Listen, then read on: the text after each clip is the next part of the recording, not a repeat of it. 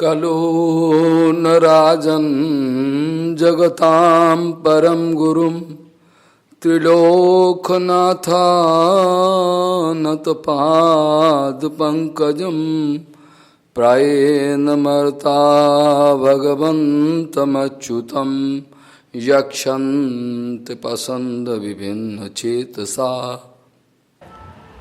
শ্রীশিল ভক্তি সিদ্ধান্ত সরস্বতী গোস্বামী ঠাকুর প্রভুপাদ জানিয়েছেন, মায়াদেবীর কারাগার থেকে এক বদ্ধজীবকে উদ্ধার করে ভগবত চরণে নিয়ে যাওয়া, এটা যে কত বড় কথা, সাধারণ ব্যক্তিগণ এসব কথা অনুভব করতে পারেন না। শিল ভক্তি সিদ্ধান্ত সরস্বতী গোস্বামী ঠাকুর প্রভুপাদ জানিয়েছেন, কোটি কোটি হসপিটাল করা অপেক্ষা এক বদ্ধজীবকে মায়াদেবীর কারাগার থেকে উদ্ধার করে ভগবত চরণে নিয়ে যাওয়ার মতো যে বিষয় কেউ অনুভবে আনতে পারে না। এতে কত বড় কথা। শিল সরস্বতী ঠাকুর জানিয়েছেন, কৃষ্ণ প্রীতির এক আশ্চর্য অলৌকিক শক্তি আছে। কৃষ্ণ প্রীতির এমন এক অলৌকিক শক্তি আছে যেখানে এই জগতের নৈতিক আদর্শ বা নীতি অত্যন্ত দুর্বল হয়ে যায়।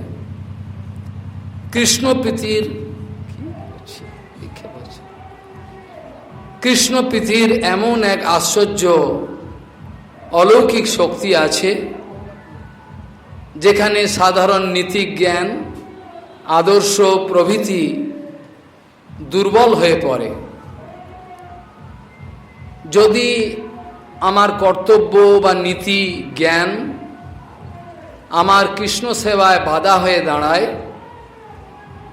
যদি আমার নৈতিক জ্ঞান বা কর্তব্য বোধ কৃষ্ণ সেবার বাধা হয়ে দাঁড়ায়, সেক্ষেত্রে সেই সব নীতি এবং আদর্শকে জলাঞ্জলি দিয়ে ছুঁড়ে ফেলে দিয়ে কৃষ্ণ সেবার জন্য উৎসর্গ করলে জীবন, তাতে জগতের অনেক লোক তাতে নিন্দা করতে পারে, সমালোচনা করতে পারে,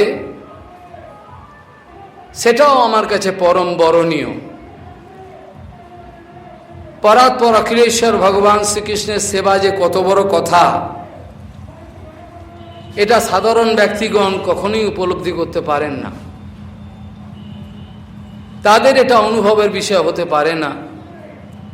বাস্তবিক পক্ষে কালকে যেসব আলোচনা হয়েছিল, সত্যি কথা বলতে কি, আজকের আলোচনা হলো কালকের যে বিষয়বস্তু ছিল সেই আলোচনার উচ্ছিষ্ট বা পরিশিষ্ট বললেই ভালো হয়। কালকের যে বিষয়বস্তু আলোচনা হয়েছিল তার পরিশিষ্ট হিসাবে আজকের এই আলোচনা। সেখানে বিষয়বস্তু রাখা হয়েছে, যাহা কৃষ্ণ তাহা নাহি মায়ার অধিকার। প্রথম প্রশ্ন আসবে, মায়া কাকে বলে, মায়া স্বরূপ কি, এই মায়া আমাদের কি করতে পারে, বিভিন্ন এইসব প্রশ্ন আমাদের সম্মুখে আসবে। যাহা কৃষ্ণ তাহা নাহি মায়ার অধিকার, সেটাকে কালকে আলোচনা হয়েছিল অন্যয় মুখে, আজকে ব্যতিরেক মুখে। অর্থাৎ কালকে বলা হয়েছিল কৃষ্ণ সেবাই সবার কর্তব্য, জগতের পিতা কৃষ্ণ যেই না ভজে বা পিতৃদ্বহি পাতকের জন্মে জন্মে তা।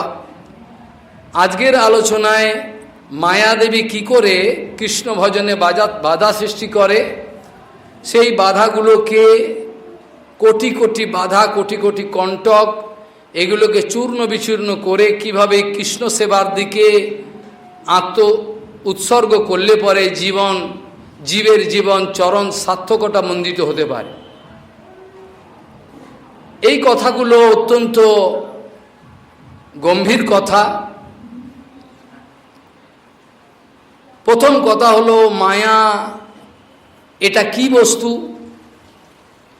মায়া সম্বন্ধে যে আপনি আলোচনা শুরু করলেন, আমরা তো অনেক সময় শুনি কথোপকথন প্রসঙ্গে একে অপরকে মায়া শব্দ প্রয়োগ করতে দেখা যায়, কিন্তু শাস্ত্রীয় বিচারে মায়া কাকে বলে, কিভাবে এই মায়া শব্দটা এলো, তিনি কে, তার স্বরূপ কি, তার কার্য কি, আমাদের ওপর তার এফেক্ট কি, সেই সম্বন্ধে কিছু আলোচনা হওয়া দরকার। কালকে একজন আমাকে জিজ্ঞাসা করছেন, মহারাজ আত্মার কোনো ডেফিনেশন হয় কি? আমি বললাম, উপনিষদে যেখানে বলা আছে নায়াম আত্মা প্রবচনেন লভ্য ন মেধয়া ন বহু ন সুতেন, সেখানে নচিকেতার সঙ্গে যমরাজের আলোচনা প্রসঙ্গেও উপনিষদে সেখানে যমরাজজি বিভিন্ন উদাহরণ দিয়ে আত্মাকে বোঝাবার চেষ্টা করছেন। ডাইরেক্ট কোনো ডেফিনেশন নেই, কারণ আত্মবস্তু এমন একটা বস্তু যেটাকে কোনো ডেফিনেশনের মাধ্যমে রিপ্রেজেন্ট করা সম্ভব হয় না। তথাপি ইন্ডিকেশন করা যায়, বিভিন্ন দিক দিয়ে বলা যায়, এই মাত্র কথা। কিন্তু মায়ার ডেফিনেশন একটা শিল সচ্চিদানন্দ ভক্তিবিনোদ ঠাকুর আমাদেরকে দিয়েছেন। শিল সচ্চিদানন্দ ভক্তিবিনোদ ঠাকুর এমন একজন ব্যক্তিত্ব, ভগবানের নিজজন, যিনি গোলক বৈকুণ্ঠ, গোলক বৃন্দাবনের সমস্ত বিষয়গুলোকে যদিও এই জড়জগতের ভাষায় রিপ্রেজেন্ট করা সম্ভব নয়, দর্শন করানো সম্ভব। আমি কালকেও আলোচনা করেছি, কোনো উদাহরণ, কোনো ভাষা, কোনো কিছুর মাধ্যমে অপ্রাকৃত জগতের কোনো বিষয়কে এই জগতের ব্যক্তির মাথাতে, হৃদয়েতে ঢুকিয়ে দেওয়া এটা সম্ভব হয় না। কিন্তু হতে পারে যদি মহাশক্তিশালী কোনো গুরু বৈষ্ণব আছেন, যিনি নিজের জীবনকে কৃষ্ণের চরণে দিয়েছেন, কৃষ্ণ যাকে আত্মসাৎ করেছেন গৌরাঙ্গ, সেই মহাত্মা, সেই মহাপুরুষ আপনাদের হৃদয়েতে যে অপ্রাকৃত ভাব সেটা ইনকালকেট করতে পারেন। অপ্রাকৃত ভাবকে জীবের হৃদয়ে ইনকালকেট করা, সঞ্চারিত করা, এটা সম্ভব হয় না। কিন্তু একমাত্র এরকম একজন মহাপুরুষ যদি হয় তার পক্ষে সম্ভব। আর বদ্ধজীবে যদি নির্বলিক অর্থাৎ নিষ্কপটভাবে তার চরণে শরণাপত্তি লাভ করে।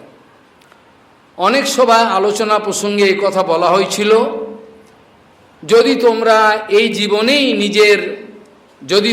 এই জীবনেই ভগবৎ প্রাপ্তি করতে চাও, অবশ্য যে বস্তুটা আমরা জানি না, যে বস্তুটা সম্বন্ধে কোনো কাণ্ডজ্ঞান নেই, যে বস্তুটার ইউটিলিটি আমরা জানি না, সেটাকে প্রাপ্তি করার বিষয়ে আমাদের কোনো রুচি হয় না, হয় কি? এই জগতের সমস্ত বস্তুর পেছনে লোকে দৌড়ায়, তার কারণ সেই সব বস্তুগুলো তার ওই মাইক জগতের যে ইলিউশন, মায়া, তার দ্বারা তারা অ্যাট্রাক্টেড অর্থাৎ আকর্ষিত হয়ে সেই বস্তুটার কি ইউটিলিটি নিয়ে এনজয়মেন্ট কি হতে পারে সেটা বোঝে বলে সেই বস্তুগুলোর পেছনে দৌড়ায়। যে বস্তুটার কোনো ইউটিলিটি আমার জীবনে নাই, আমি উপলব্ধি কী হবে এটা দিয়ে, সেই বস্তুটা আমি প্রাপ্তির জন্য আমি পাগল নাকি, আমি দৌড়াবো? এই জন্য সাধারণ নীতিশাস্ত্র বলা আছে যে বস্তুটা কোনো প্রয়োজন নেই আমার জীবনে, যার করে ইউটিলিটি বুঝি না, সেটা মন্দধি অর্থাৎ বুদ্ধি খারাপ, বেশি বুদ্ধি নেই, অল্প বুদ্ধি, মন্দধীর অপি ন প্রবর্ততে, কম বুদ্ধি বেশি নেই, সেও প্রয়োজনম অনুদ্দেশ্য, প্রয়োজন নেই আমার, অথচ সেই বস্তুটার প্রতি আমি যাব, এটা হয় না। প্রয়োজনম অনুদ্দেশ্য,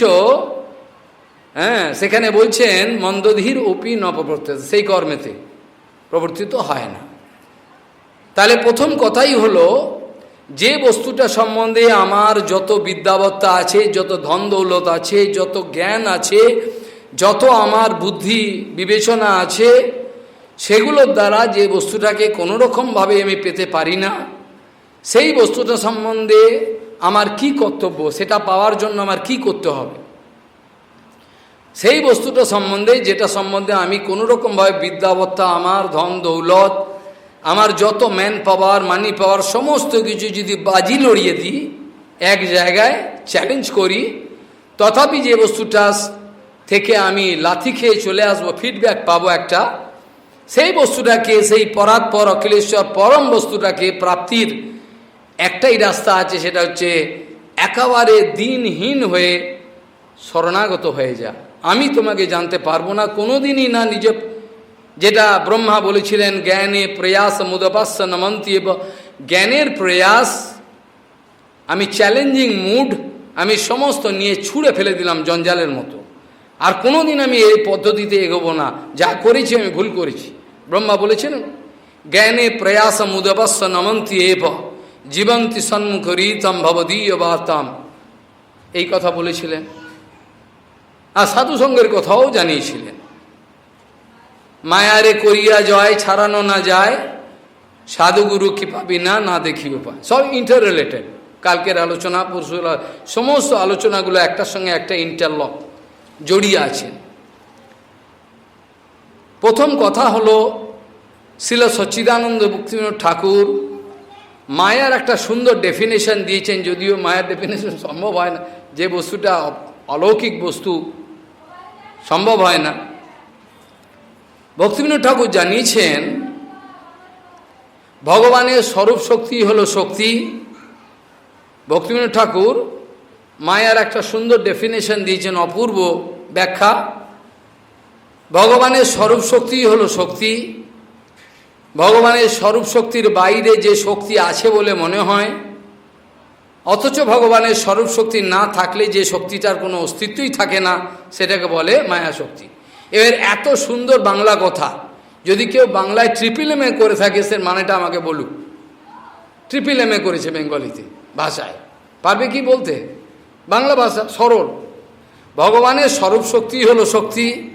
ভগবানের স্বরূপ শক্তির বাইরে যে শক্তি আছে বলে মনে হয়, অথচ স্বরূপ শক্তি না থাকতে বলে যার কোনো এক্সিস্টেন্ট অস্তিত্ব থাকে না, থাকতে পারে না, সেটার নাম হলো মায়া শক্তি। এবার কে কি বুঝলো? বাংলা ভাষা। ভক্তিবিনোদ ঠাকুরের বৈশিষ্ট্য হলো এই, অপ্রাকৃতিক জগতে যত জটিল বিষয়, অপ্রাকৃত বিষয়, সেগুলোকে নিজের অনুভবের দ্বারা, অপ্রাকৃতিক জগতের ভাষা, অপ্রাকৃতিক জগতের বিষয়ে কোনো ভাষা চলে না। চলে কি?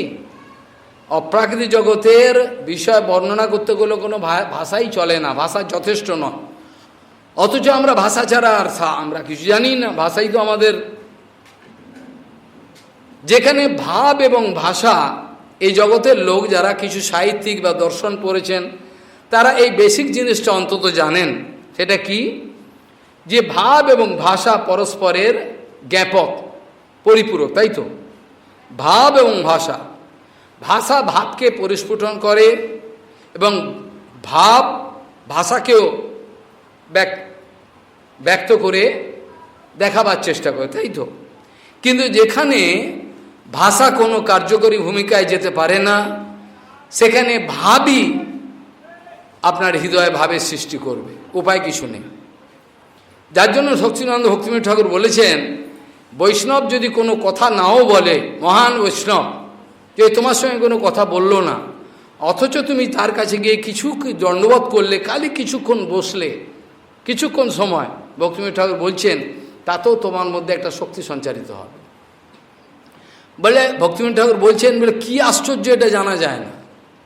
দর্শনে তো পবিত্র হয়, গঙ্গার পরশে, গঙ্গায় গিয়ে চান করলে বা স্পর্শ করলে পবিত্র হয়, আর বৈষ্ণব দর্শন মাত্র পবিত্র হয়। ভক্তিবিনোদ ঠাকুর বলছেন, যারা সায়েন্স পড়েছেন তাদের জন্য ম্যাগনেটিক ফিল্ড বলে একটা কথা আছে। একটা ম্যাগনেট রাখে, ইলেকট্রিক্যাল ম্যাগনেটিক ফিল্ড আছে বা এমনি ম্যাগনেটও থাকে। ম্যাগনেটিক ফিল্ড মানে হলো ম্যাগনেটের নর্থ পোল সাউথ পোল, তার থেকে একটা রে, একটা সুতোর মতো কেনাটা বেরিয়ে যায়। অনুকূল কোনো বস্তু যদি পায়, অর্থাৎ কোনো লোহা যদি পায়, সেটাকে আকর্ষণ করতে পারে, নিয়ম তো। ভক্তিবিনোদ ঠাকুর বলছেন, গুরু বৈষ্ণবের শরীর থেকে একটা তেজ নির্গত হয়, একটা এমিট, একটা লাইটের মতো, সেটা চোখে দেখা যায় না। সেইটা যে ব্যক্তি বসে থাকবে তার সামনে যাবি, তার মধ্যে সঞ্চারিত হয়ে ভক্তির সঞ্চার করতে পারে। বড় আশ্চর্য বিষয়। এগুলো আমাদের যুক্তিতর্কের দ্বারা কোনো রকমভাবে আমরা অনুভব করতে পারি না। অনেক বস্তুই জগতের লোক চ্যালেঞ্জিং মুডে বলবেন, কেন আমি বুঝতে পারবো না, কেন আমি দেখতে পারবো না। আমি বললাম এত সামান্য বুদ্ধিটা, এটা তো তর্কের বিষয় নয়। তর্কের বিষয় কি?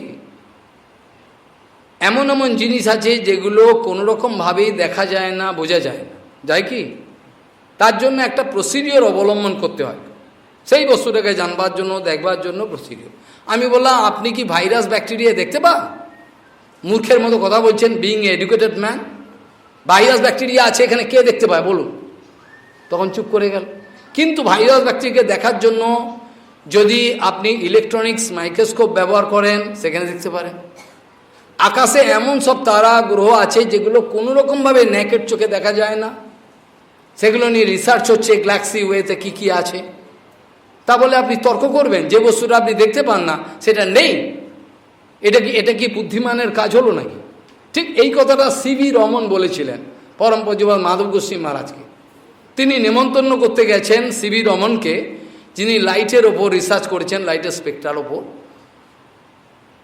সায়েন্স কলেজে, রাজাবাজার সায়েন্স কলেজ। এখন তো সায়েন্স কলেজে বা আলাদা আলাদা ব্রাঞ্চ হয়েছে, বালিগঞ্জেও হয়েছে, তখন একটাই ছিল, ব্রিটিশ আমল।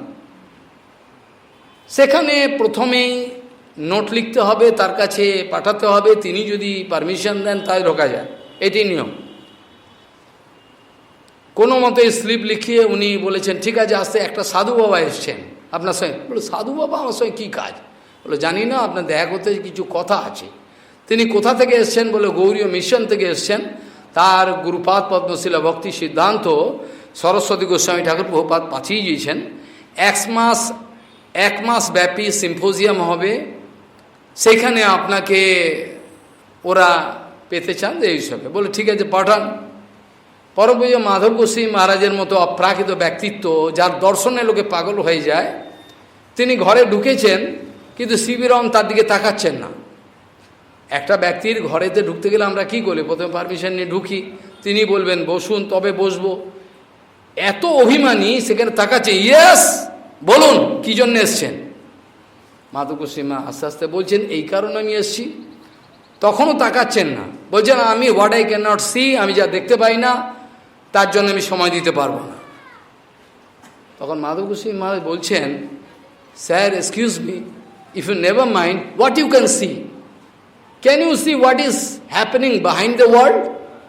আপনি কি দেখতে পারেন এই দেয়ালের পেছনে কি ঘটছে? সঙ্গে সঙ্গে তখন ফিরে তাকিয়েছে, দেখে এক দিব্য পুরুষ, আজান লম্বিত ভুজো, এত সুন্দর রূপ, দেখে মোহিত হয়ে গেছে।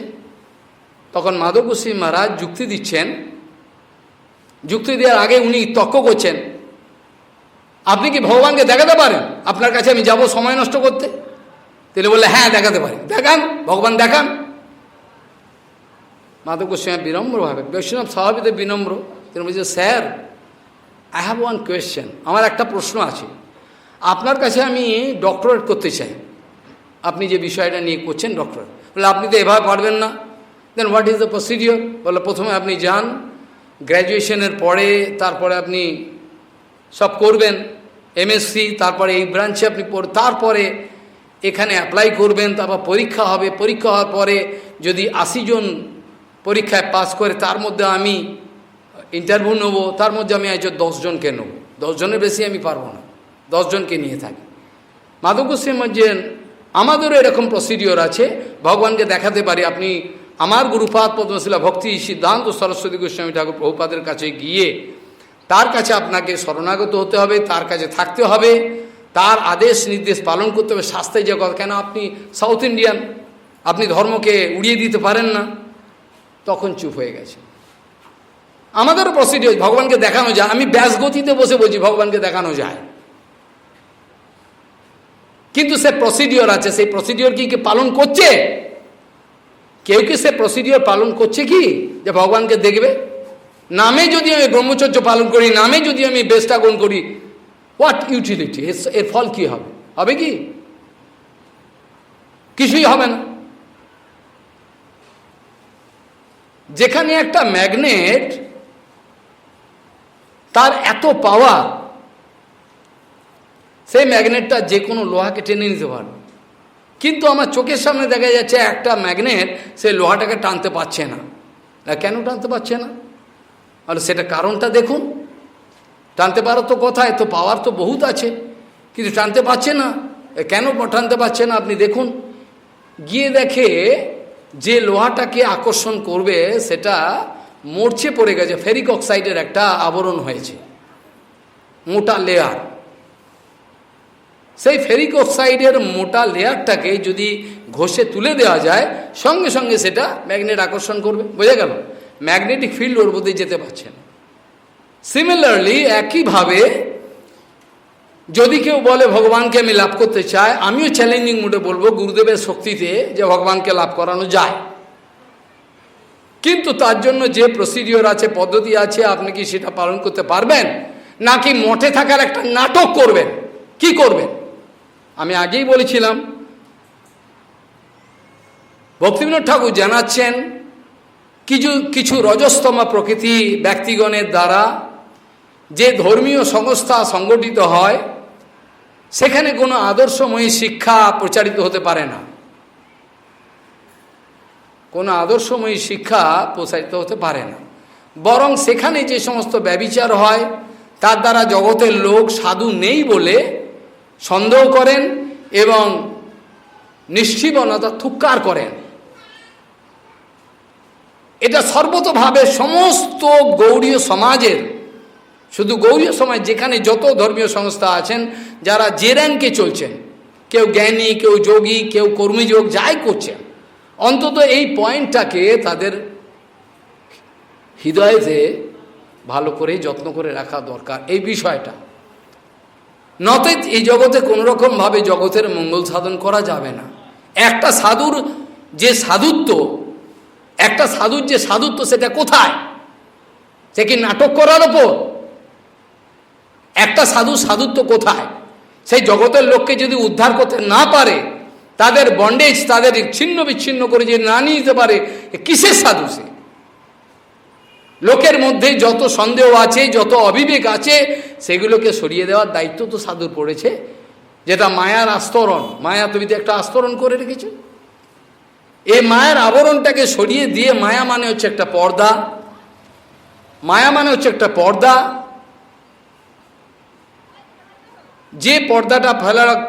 যে পর্দাটা থাকার ফলে ভগবানের সঙ্গে জীবের গ্যাপিং হয়ে যাচ্ছে। একটা পর্দা, যে পর্দাটা থাকার ফলে জীব ভগবানকে দেখতে পাচ্ছে না।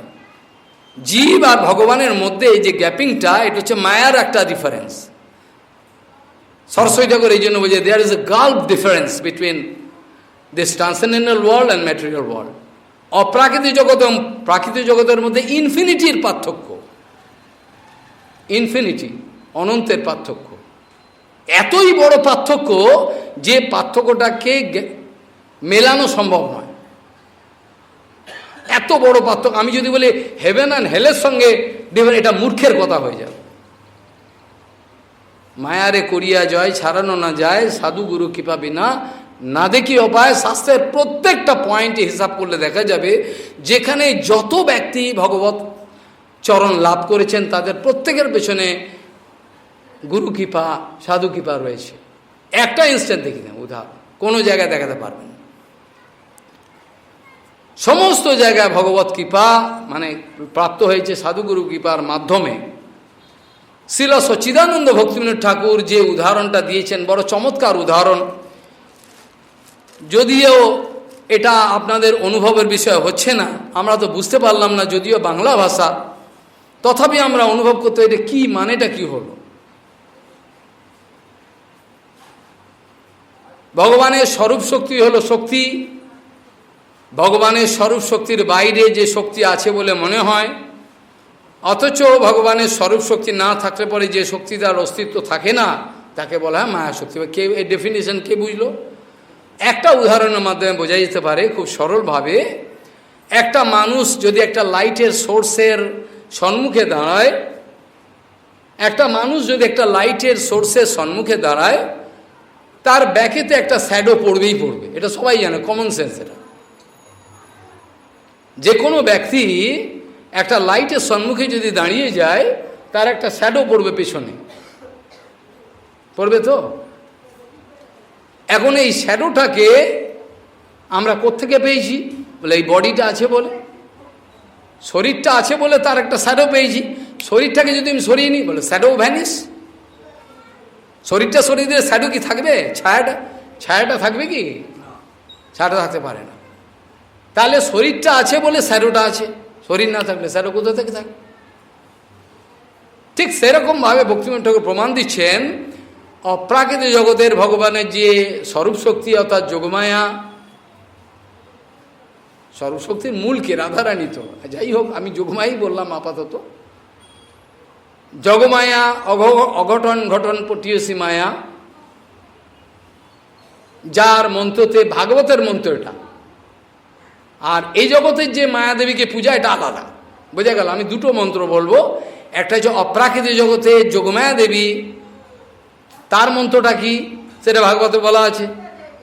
কাত্যায়নী মহামায়ে মহাযোগীন্নদীশ্বরী নন্দ গোপসুতম দেবী পৌতিং মে কুরুতে নমঃ। তাই তো?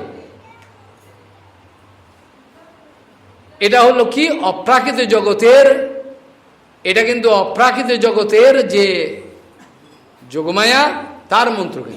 কাত্যায়নী মহামায়ে মহাযোগী নদীশ্বরী নন্দ গোপ সুতম দেবী পৌতিং মে কুরুতে নমঃ। হে দেবী, হে দয়াময়ী কাত্যায়নী, তুমি কৃষ্ণ যেন আমার স্বামী হয়, কৃষ্ণকে যেন আমি, যেমন মীরাবাইকে বলেছিল একটা বিয়ের একটা বরাত, হিন্দিতে বলে বরাত, বিয়ের একটা যাত্রা যাচ্ছে, মীরাবাই একটা কোলে দাঁড়িয়ে রয়েছেন, বলছে এখানে এইসব মজা করতে করতে ওকে জিজ্ঞেস যে বিয়ে হচ্ছে, দেখ তুই কাকে বিয়ে করবি? বলে আমি গিরিধারীকে বিয়ে করব। মজা করে বল, গিরিধারীকে মুখ দিয়ে বেরোয় গেল, বড় হয়ে দেখে গেল এটি সত্য হলো, গুরু কৃপা পেয়েছে। যাই হোক, রাধারানীর আনুগত্য করেননি বলে গৌড়ীয় মঠে তার আলোচনা হয়। মানে বৃন্দাবন এইসব প্রশ্ন করে, মানে রাধারানী তো কৃষ্ণকে পেয়েছেন, তাহলে গৌড়ীয় মঠে সে আলোচনা হয় না কেন? একটাই কথা, গৌড়ীয় মঠ মানে হলো রাধারানী। যেখানে রাধারানীর আনুগত্যকে উপেক্ষা করা হয়েছে, সেখানে কোনোরকমভাবে সেখানে সেরকম আলোচনা না হলেও ভালো। কোনো কোনো সময় উত্থাপন করলে, যেমন আজকে প্রাসঙ্গিক একটু এলো, কিন্তু সিদ্ধান্ত কর্তৃর ব্যাপারে আমরা করতে পারবো না। এখানে অনেকে তর্ক উত্থাপন করে, কেন করবো না? তিনি কি কৃষ্ণকে পাননি? আমি হ্যাঁ, কৃষ্ণকে পেয়েছেন, কিন্তু কোন কৃষ্ণকে পেয়েছেন? তিনি কৃষ্ণকে পেয়েছেন, কিন্তু কোন কৃষ্ণ? সে আবার কি কথা? হ্যাঁ, কৃষ্ণ তো দ্বারকাধীশ কৃষ্ণ, মথুরাধীশ কৃষ্ণ, বৃন্দাবন চন্দ্রগণ। কোন কৃষ্ণকে পেলেন? বলে দ্বারিকায় গিয়ে দ্বারিকার বিগ্রহে ওখানে তিনি কৃপা পেলেন, বৃন্দাবনে পেলেন না। কেন? লক্ষ্মীদেবী পর্যন্ত হেরে গেছেন, পারেননি আজ পর্যন্ত কৃষ্ণকে পেতে। নারায়ণের সঙ্গে তিনি রয়েছেন, কৃষ্ণকে পাওয়া বেলবনে এখনও তপস্যা করছেন, লক্ষ্মীদেবী করছেন তো। কিন্তু কৃষ্ণকে পেতে গেলে, নন্দনন্দন কৃষ্ণকে পেতে গেলে রাধারানীর আনুগত্য ছাড়া আর কোনো রাস্তা নাই। এ সম্বন্ধে আমি দুদিন, কালকের দিনের পরে হয়তো আলোচনা করব। তাহলে সেখানে বলা হচ্ছে যে তিনি দ্বারকাধীশ, হালকা করে চালিয়ে, সেখানে বলছেন, ঘাম হচ্ছে, বলছেন সেখানে আলোচনা প্রসঙ্গে বলা হলো যে তিনি নন্দনন্দন ভগবান শ্রীকৃষ্ণকে তিনি পান নাই, তিনি পেয়েছেন দ্বারকাধীশ কৃষ্ণকে। কিন্তু তিনি ভজন কার করেছেন? তিনি ভজনটা কার করেছেন? যত তার কীর্তন আছে, লেখা আছে, সব পড়ে দেখবেন সেখানে কি লেখা আছে? মেরা তো গিরিধারী লাল দুসরা না কই। তা মেরা তো গিরিধারী লাল দুসরা না কই, এর মানে কি? গিরিধারী লাল কে?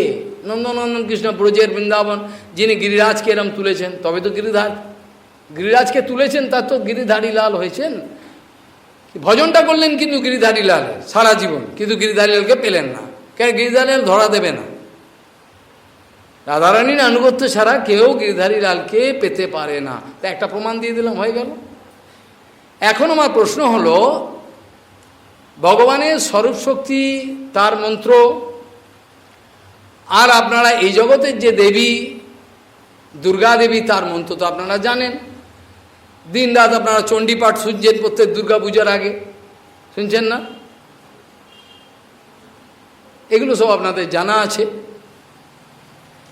যা দেবী সর্বভূতেষু শক্তি রূপেণ সংস্থিতা নমস্তস্যৈ নমস্তস্যৈ নমস্তস্যৈ নমো নমঃ। তাই তো? তাহলে সেখানে দেখা যাচ্ছে এই যে মন্ত্রটা বলা হলো এটা কিন্তু এই দেবী ধামের মন্ত্র, এটা কিন্তু এই জগতের দেবী। এই জগৎকে জিনিস যেটা ব্রহ্মসংগীতার বলা হচ্ছে সৃষ্টি স্মৃতি প্রলয় সাধন শক্তি রেখা ইচ্ছানুরূপমপি যশ চেষ্টে সা গোবিন্দ মহাদি পুরুষম তমহম ভজা। সৃষ্টি স্মৃতি প্রলয় সাধন শক্তি রেখা ইচ্ছানুরূপম অপি যশ চেষ্টতে সা ছায়ে বজস্ব ভবনানি বিভর্তি দুর্গা। ওই লাইনটা বাচ্চা লেগেছে ঠিক। সৃষ্টি স্থিতি প্রলয় সাধন শক্তি রেখা ছায়ে বজস্ব ভবনানি বিঘা। এই যে দুর্গা এর কথা বলা হচ্ছে, এটা এই জগতের দুর্গার কথা, যেটাকে দুর্গতি নাশিনী বলে লোকে। আমি হাসি, উনি কি দুর্গতি নাশ করবে? তুমি তো নিজেই দুর্গতি আশা করছো। কথাটা বোঝা গেল? বোঝা গেল না? তো যে জীবাত্মা মায়ের কাছে প্রার্থনা করছে ও তো ইটসেলফ, ও তো দুর্গতি চাইছে। দুর্গতি চাইছে না?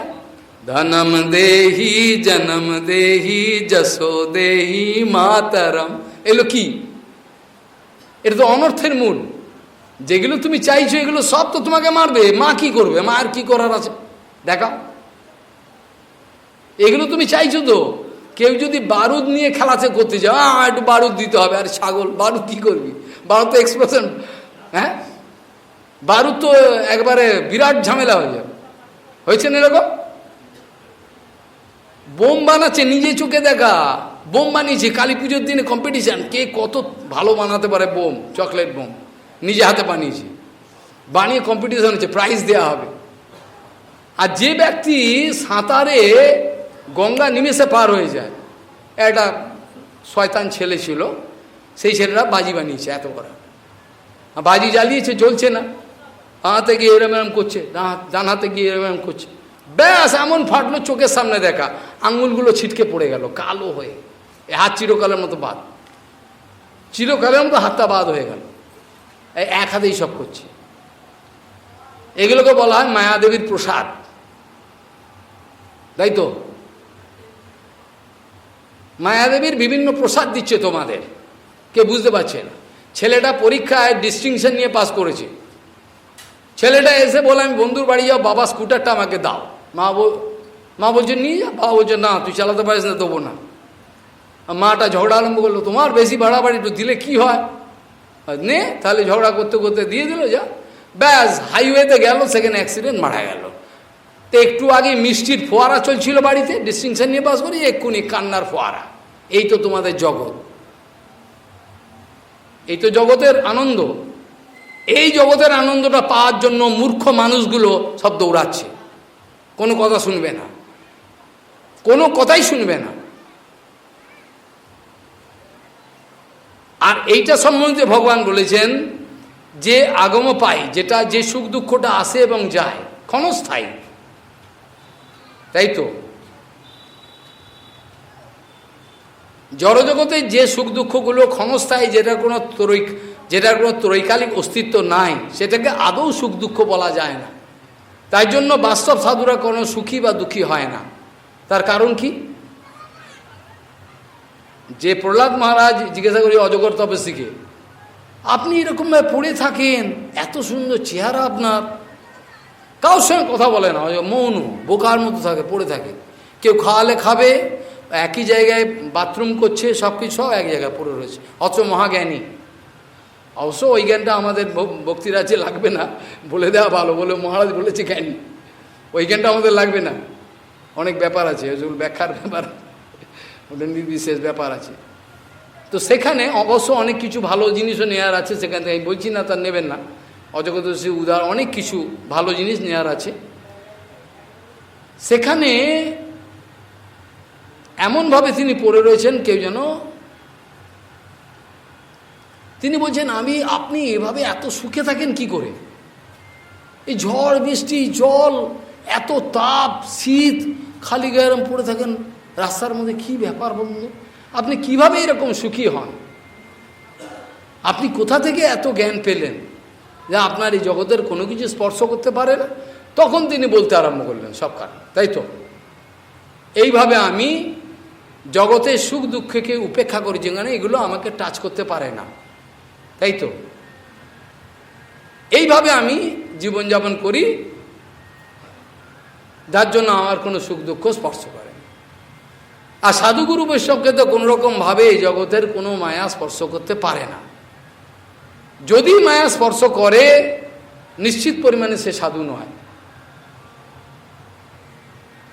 যদি মায়া স্পর্শ করে, নিশ্চিত পরিমাণে জেনে রাখবেন সে সাধু হতে পারেনি, এখন কোনোরকমভাবে সাধু হতে পারে না। ভক্তিবিনোদ ঠাকুর এই সুন্দর ডেফিনেশন আমাদের দিয়েছেন, যেখানে বলছেন ভগবানের শব্দ, অর্থাৎ এই ডেফিনেশনটার মাধ্যমে আমরা কি জ্ঞান লাভ করলাম? এই ডেফিনেশনটার মাধ্যমে আমরা জানতে পারলাম ভগবানের অন্তরঙ্গা শক্তি, ভগবানের যে অন্তরঙ্গা শক্তি, সেটাই হলো বাস্তবিক শক্তি। কিন্তু ভগবানের অন্তরঙ্গা শক্তি আছে বলে তার একটা শ্যাডো, তার একটা ছায়া এই জগতে পড়েছে। ভগবানের অন্তরঙ্গা শক্তি আছে বলে বৈকুণ্ঠ জগতে তার একটা ছায়া পড়েছে এই জগতে। এই ছায়া শক্তিটা, যেটা আগে সৃষ্টি স্থিতি প্রলয় সাধন শক্তি রেখা ছায়েব যস্য, ছায়েব ছায়ার মতো, ছায়েব যস্য ভুবনানি বিভর্তি দুর্গা। বিভর্তি মানে পালয়তি, তাই তো? তাহলে সৃষ্টি স্থিতি প্রলয় এগুলো দেখাশোনার দায়িত্ব ভগবান। এই ছায়াশক্তি, অনেকে বলতে পারেন মহারাজ সায়েন্টিফিক ব্যাখ্যাতে যেটাকে শ্যাডো বলা হয়, শ্যাডোর তো কোনো কিছু হতে পারে না। প্রথমে অনেকের যুক্তিতর্ক আসবে, যেটাকে শ্যাডো বলেন সেটার তো কোনো, সেটা আবার কি করতে পারে? কিন্তু এটা জেনে রাখা দরকার, এই শ্যাডোটা তোমার মতো শ্যাডো নয়, কোনো জড়জগতের এই যে ব্যক্তি বা বস্তু, এই শ্যাডোটা নয়। এই জগতের যে ব্যক্তি বা বস্তু তার কোনো শ্যাডো নয়, এটা সাক্ষাৎ যোগমায়ার শ্যাডো। সাক্ষাৎ যোগমায়া যে তার এটা শ্যাডো, সেই যোগমায়ার শ্যাডোটা সেটা মূর্তিরূপে তোমাদের সামনে, সেটা দুর্গা। কিন্তু এই জগতে কিন্তু শ্যাডোটা মূর্তিরূপে আসতে পারে না, পারে? পারে না তো। এগুলো সব যুক্তি পয়েন্ট। ওইলোর নাম শুনেছেন? পুরুরবা রাজা। পুরুরবা, যেমন পুরুরবা এত বড় একটা বীর রাজা, যাকে স্বর্গের রাজা নিয়ে গেল, বলল আমাদের ক্ষমতা নেই, আপনি পারবেন।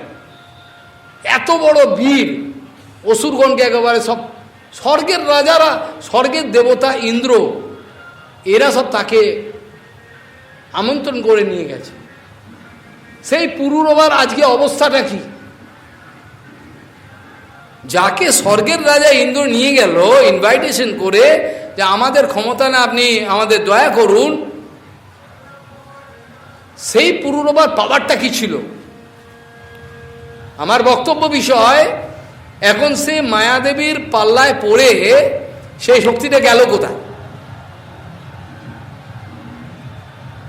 মায়াদেবীর পাল্লায় যে পড়লো, পড়ে তার শক্তিটা গেল কোথায়?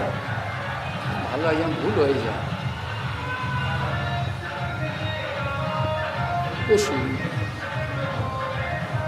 মায়াদেবীর পাল্লায় পড়ে তার শক্তিটা চলে গেল। আজকে সে কাঁদছে। উর্বশী মায়া, উর্বশী কি? উর্বশী মায়া তো, আর কি? উর্বশী তোমাকে ইলিউশনে ফেলবে। হোয়াট ইজ নট, যেটা নয় সেটা তুমি স্বীকার করে নিচ্ছ। মায়া কাকে বলে? What is not, that is call maya. মিয়তে অনয়া ইতি মায়া। যেটা নয়, যেটা নয়, যেটা সত্য নয়, সেটাই তোমার সত্য মনে হবে। যেটা আদৌ সত্য নয়, সেটাকে সত্য বলে মনে হবে, সেটাকে বলে মায়া। যেটাকে ভাগবত যে জয়া সন্মোহিতম জগত, জয়া মানে যার দ্বারা এই জগতের সমস্ত প্রাণী জীব যত আছে সব সন্মোহিত হয়ে রয়েছে।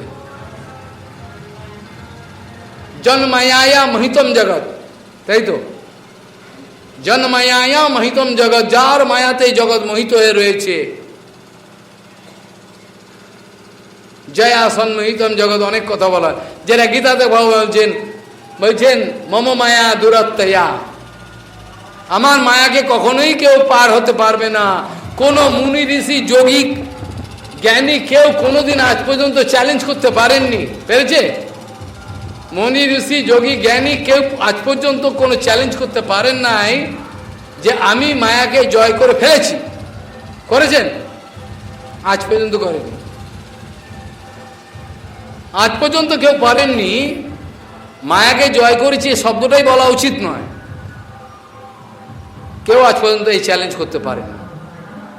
শঙ্কর ভগবান যাকে কামজয়ী বলা হয়, কামজয়ী, তাকে সামনে রেখে ভগবান উদাহরণ দেখিয়েছেন।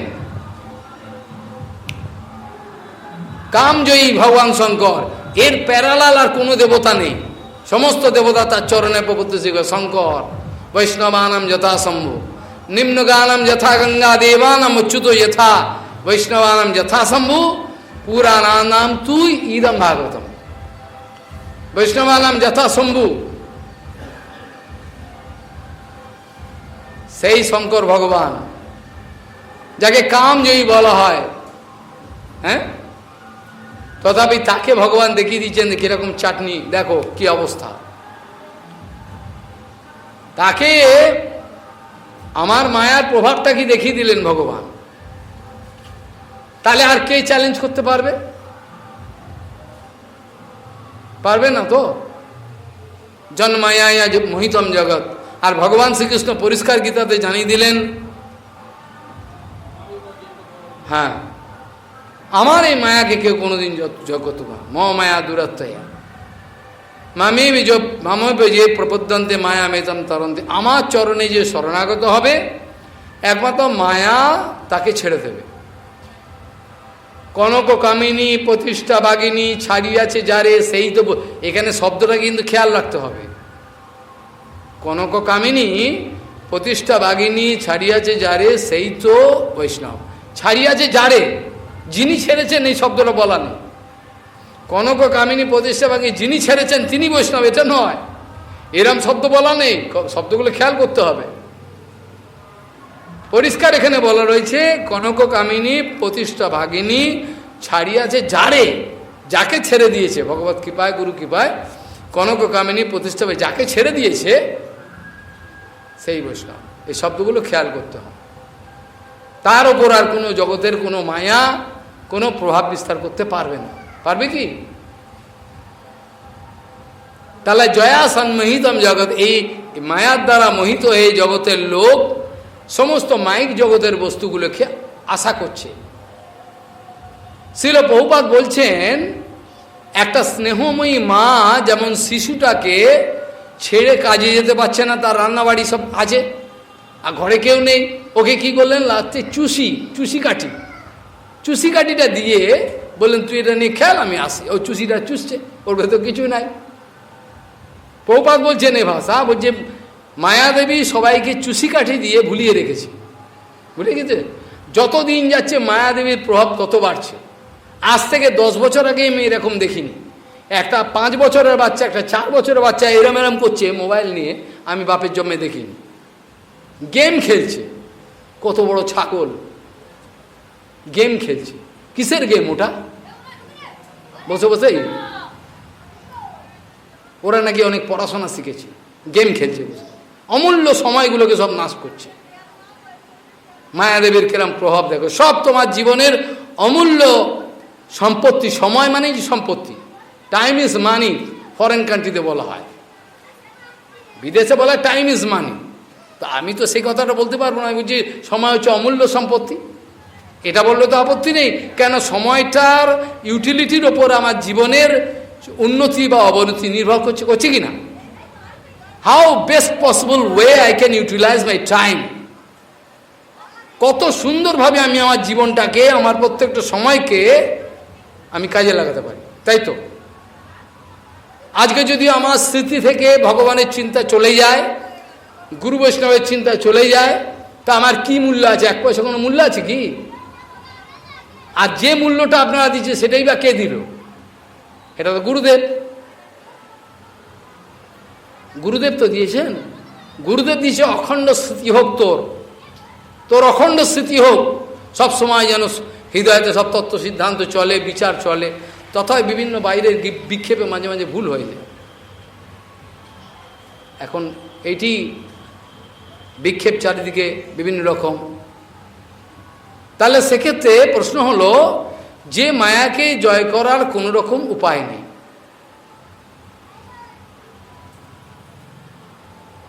মায়াকে জয় করার উপায় একমাত্র বলছেন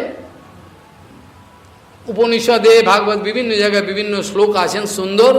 एवं गुरु उपसनैक भक्त्या विद्या कुठरेण स्थितेन धीर बिभृश्य जीवा संयमयम अप्रमत्त संवृश्य आत्मनम अथो त्याज्यस्तम। এর ব্যাখ্যা তখন করে যেমন অল্প বলি। एवं एवं মানে এই প্রকারে তুমি গুরু সেবা করো, পরম গুরুদেব তার সেবা করো। করতে করতে দেবে যে দিব্য জ্ঞান তোমাকে সঞ্চারিত করবে। করলে তুমি কি করে জ্ঞান পাবে? সেই জ্ঞানের দ্বারা মায়াদেবী যে তোমাকে বন্ধনে রেখেছে সে করবা কর। প্রত্যেকটা মানুষের জীবনে they are all tightly attached with this material world. তারা খুব খুব দৃঢ়ভাবে এই জগতের সঙ্গে অ্যাটাচড হয়ে রয়েছে। একটা উদাহরণ দিলে বোঝা যাবে। একটা বটবৃক্ষ 2000 বছর আগে জন্মেছিল। কোথা থেকে জন্মেছিল? একটা ছোট্ট বীজ, তাই তো? পাখি খেয়ে বিষ্ঠা ফেলেছিল ওখানে। সেটা 2000-3000 বছর পরে দেখা বিশাল ব্যাপার। নৈমিষ ক্ষেত্র, নৈমিষারণ্য, বৃন্দাবন, বিভিন্ন জায়গায় এলাহাবাদ, আমি ইডেন গার্ডেন যেটা আছে ওটাও কিন্তু বড়, এটা আমাদের এই এখানেও কিন্তু বসেছিল গরুর ভগবান। ওটা কিন্তু এই বৃক্ষের মানে অমর ইডেন গার্ডেন যেটা আছে। অবাক হয়ে যাবে, তার মূলটা কোথায় রে বাবা?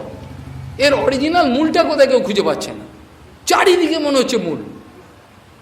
আমার বক্তব্য কেন এই কথাটা উত্থাপন করলাম, জড়জগতে পূর্ব সংস্কার অনুযায়ী যে মাতৃর গর্ভে তোমার জন্ম হয়েছে, পূর্বের তো বন্ধন ছিলই পূর্বজন্মে, পূর্বজন্মের যে কর্মের সংস্কার, সেই সংস্কার ফুলের গন্ধন মতো জীবাত্মার সঙ্গে বয়ে চলে। যেমন এখানে আমি বসে রয়েছি, কিন্তু অনেক দূরে একটা বাগান আছে, সেখানটা সুন্দর হাসনুহানা ফুলের গন্ধ আসছে। কোথায় এত সুন্দর গন্ধ আসছে? বললো ওই বাগানে হাসনুহানা ফুল ফুটেছে। তাহলে ফুলটার গন্ধটা কে আনলো? বায়ু নিয়ে এলো। বায়ু নিয়ে এলো তো। যখন পদ্ম ফোটে, সে পদ্মের মধ্যে যেন মকরন্দ হয়, অর্থাৎ যখন মধু হয়, তখন সেই পদ্ম সে কখনো এই মৌমাছিগণকে ডেকে আনে না। ডেকে আনে কি? কিন্তু এই পদ্ম ফুলের সৌগন্ধেতে সেই মৌমাছিগুলো বুঝতে পারে এখানে এবার মকরন্দ পাবো আমরা, এবার যাব। সমস্ত মৌমাছি এনে চারিদিকে বুঁ করে ঘুরতে থাকে, ভাতে কেউ ডাকে না। কিন্তু ঠিক সেরকম জীবাত্মা যখন যে কর্মফল করলো এই জন্মে, তার দেহ ছাড়ার পর যে চিন্তা স্মৃতি, যে ভাব নিয়ে সে শরীর ছেড়েছে, সেই ভাব আর তার সূক্ষ্ম দেহ, কারণ দেহ, সেটা আত্মা যখন বেরিয়ে যাচ্ছে তখন তার সঙ্গে আস্তে আস্তে চলে যাবে, গিয়ে আবার অন্য জনিতে, অন্য জন্মে প্রবেশ করবে। বোঝা গেল কি বললাম? জং জং বা ওপি শরণম ভাবম ত্যজিত্যন্তে কলেবরম ইত্যাদি পাঠ করবেন। মুসলিম ভাইরা চিৎকার করে করে সব কোরআন পড়ছে। আপনাদের লজ্জা হওয়া দরকার, একটু গীতাও পড়েন না। বড় স্মার্ট হয়ে গেছে সব। এখানে সবচেয়ে বড় যে যদি কেউ স্মার্ট থাকে আমার সামনে আসুক, তার স্মার্টনেসটা আমি ঘুচিয়ে দেবো। এই তবে আমার গুরু কৃপা হয়েছে। এত মূর্খ লোকগুলো, একটু গীতার একটা পাতাও উল্টে দেখবে না, এত অভিমানী, এত তাদের অভিমান হয়েছে। বলে আমরা যে জ্ঞান লাভ করি যথেষ্ট আছে। ঠিক আছে, থাক, মর্গে যাবি, মরে কি হবে? আর লাভ কি হবে? মরতে চাইছে তারা জোর করে, কি করে বাঁচানো যায়? তাহলে সেখানে বলা হলো যে ভাবটা নিয়ে সে দেহ ত্যাগ করবে সেটাকে বলে কারণ দেহ। কারণ দেহ সূক্ষ্ম দেহ, সেই সূক্ষ্ম দেহটাকে বলে কারণ দেহ। কারণ দেহ কেন নাম দেওয়া হয়েছে? ওটাই তোমার নেক্সট বার্থ, দ্বিতীয় তোমার যে পরের জন্ম হবে সেটার জন্য এই কারণ দেহটা দায়ী। তোমার এটাকে বলে গ্রস বডি, মোটা দেহ, আর ভেতরে একটা কারণ দেহ রয়েছে, ভেতরে সূক্ষ্ম দেহটাকে দেখতে পায় না কেউ। সূক্ষ্ম দেহ যেটা তোমার জন্মের পর জন্ম তোমার সঙ্গে ঘুরছে। যতক্ষণ পর্যন্ত কোনো সাধক যিনি ভজন করছেন কৃষ্ণের, দেবীর ভজন করলে তো আর লিঙ্গদেহ ভঙ্গ হবে না, আজ পর্যন্ত হয়নি কোনো দেবদেবতার ভজন করে। ভক্তিবিনোদ ঠাকুরের জন্য বলছেন লিঙ্গদেহ ভঙ্গ হয় অনায়াসে, জয় জয় হরিনাম চিদানন্দমিত। এইটার এখানে লিখেছে এই লিঙ্গদেহ এটা যতক্ষণ র্যাপচার না করতে পারবে, এটাকে ফাটিয়ে একবার চৌচিল করে উড়িয়ে দেবে, যেমন বোম মেরে উড়িয়ে দেয়। সাধক যতক্ষণ পর্যন্ত এই কারণ দেহটাকে চুরমার করে উড়িয়ে দিতে এর নিশ্চিহ্ন হয়ে যাবে, ততক্ষণ পর্যন্ত অপ্রাকৃত ভূমিকায় যেতে পারবে না, যতই ভজন করে তিলকমালা করুক। অপ্রাকৃত ভূমিকায় যাওয়ার এইটি হচ্ছে রাস্তা। তাহলে সেখানে এই কারণ দেহ আপনার আত্মার সঙ্গে গিয়ে পরের জন্মে আবার এই আত্মাটা শরীরে ঢুকে গেল। একটা রক্তমাংস বুঁদ হলো মায়ের পেটে, সেটা আস্তে আস্তে বড় হলো, আবার এইটার থেকে শিশুটা জন্মালো। তারপরে সেই জন্মে যে কর্ম করবে সেটা আবার পূর্বজন্মে যা করেছে এই জন্মে যা করলো তার এবার ডেবিট ক্রেডিট প্লাস মাইনাস হবে, বোঝা গেল? ব্যাংকে যেমন করে, যত লোন নিয়েছেন তা যে টাকা পূর্বে এসব হিসাব হয় অ্যাকুমুলেটেড, এইবার প্লাস মাইনাস করে যেটা রেসিডিউ থাকবে সেটা আবার তোমার ওই জন্মের পর আর একটা জন্মের জন্য যাবে। অনন্তকাল ধরে এই জীব সকল ঘুরে বেড়াচ্ছে আনন্দের সঙ্গে, দুঃখ পায় না। এই অনন্তকাল ধরে এই জীব সকল কত মূর্খ এই ব্রহ্মাণ্ড ভ্রমণ করে যাচ্ছে, মুক্তি বলে কোনো কিছু নেই। যার জন্য সরস্বতীকে চোখে জল নিয়ে আলোচনা করতেন, ব্রহ্মাণ্ড ভূমিতে কোনো ভাগ্যবান জীব গুরু কৃষ্ণ প্রসাদে পায় ভক্তিলতা বীজ। গুরু কৃষ্ণ প্রসাদে ভক্তিলতা বীজ পায়, মালি হইয়া সে বীজ করে সেচন, এবার সেটা করবে শোভন কীর্তন জলে করে সেচন, উপজিয়ে পারে লতা ব্রহ্মাণ্ড ভেদি যায়, এসব বিরজা সব ভেদ করে ওপরে যাবে। কে বুঝবে এসব কথা? এই যে জগৎটা আছে এটাকে বলে, যেখানে চটকদারি এত এনজয়মেন্ট রয়েছে, এটাকে বলে দেবীধাম। এখানে ইলিউশন, চারিদিকে মায়া, এটাকে দেবীধাম বলা হয়। দেবী মহেশু ধাম তেষু তেষু তে তে প্রভাব নিচয়া বিহিতাশ্রয়েন, তাই তো? গোবিন্দমাদি পুরুষম তমাম ভাজা। এখানে এটাকে বলা হয়েছে ভূলোক, এটাকে দেবীলোক বলা হয়, মায়ার লোক। ভূর ভুব স্বর মহ যন তপ সত্য, সত্যলোক পর্যন্ত, সত্যলোক পর্যন্ত গিয়েও কোনো শান্তি নেই, কেন সত্যলোকটা এই জগতের মধ্যে আছে। হতে পারে একটা হায়ার একটা ডেজিগনেশন, একটা বিরাট পদবী, ব্রহ্মলোক লাভ, হ্যাঁ, ব্রহ্মার লোক লাভ করেছে, সেখানে গিয়েও কিন্তু জীবের শান্তি নেই।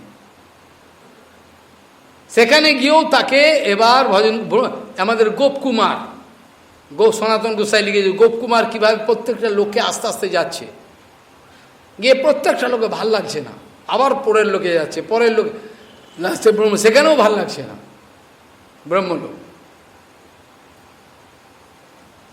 এই ব্রহ্মলোককে ভেদ করে তারপরে বিরজা পড়বে, বিরজা মানে বিরজা মানে বিগত রজা। এই কথাটা মানে বুঝলাম না। বিগত রাজা মানে হলো তোমার যত ময়লা আছে সেখানে ধুয়ে দেবে, বিরজা। যত রজ অর্থাৎ তোমার ময়লা ধুলিকণা আছে, অর্থাৎ তোমার সংস্কারের যেসব নোংরা বিষয়গুলো রয়েছে সেটাকে স্নান করানো হবে তোমাকে। বিরজাতে স্নান করার পর, বিরজা একটা বিশাল ব্যাপার, মানে পাগল হয়ে যাবে লোকে। এই বিরজা পার করার পর লোকে ব্রহ্মজ্যোতি দেখতে পাবে, বোঝা গেল? বিরজা পার করে দেবে। বিরজা মানে ওখানে জীবাত্মাকে ধৌত আত্মা পুরুষ কৃষ্ণপাদ মূলম নমুঞ্চতি, আছে না? অপূর্ব কথা। ধৌত আত্মা পুরুষ, এখানেও কিন্তু এই ভাগবত বলছেন যার আত্মাটা ধোয়া হয়ে গেছে। চৈতন্য মহাপ্রভু এটা জানিয়েছেন কিভাবে ধোয়া যায়। আর কাপড় চুপড় তো ধোয়া যায় লন্ডিতে পাতালে ধোয়া যায়, এইটা ধোয়ার পদ্ধতি আলাদা। চৈতন্য মহাপ্রভু বলেছেন, আমি এটা পরে আলোচনা করব। মোটামুটি এইটাই বলা যাবে চেতদর্পণ মার্জনা। একটা লাইন আমি শেষ করলাম, আর কোনো কথা নয়। তাহলে বিরজাতে চান করাবার পর বিরজা হলে ময়লা চলে গেল। এবার ব্রহ্মজ্যোতি, বিশাল ইম্পার্সোনাল ব্রহ্ম এফালজেন্স, এই ব্রহ্মজ্যোতিটাকে ভেদ করে যেতে হবে।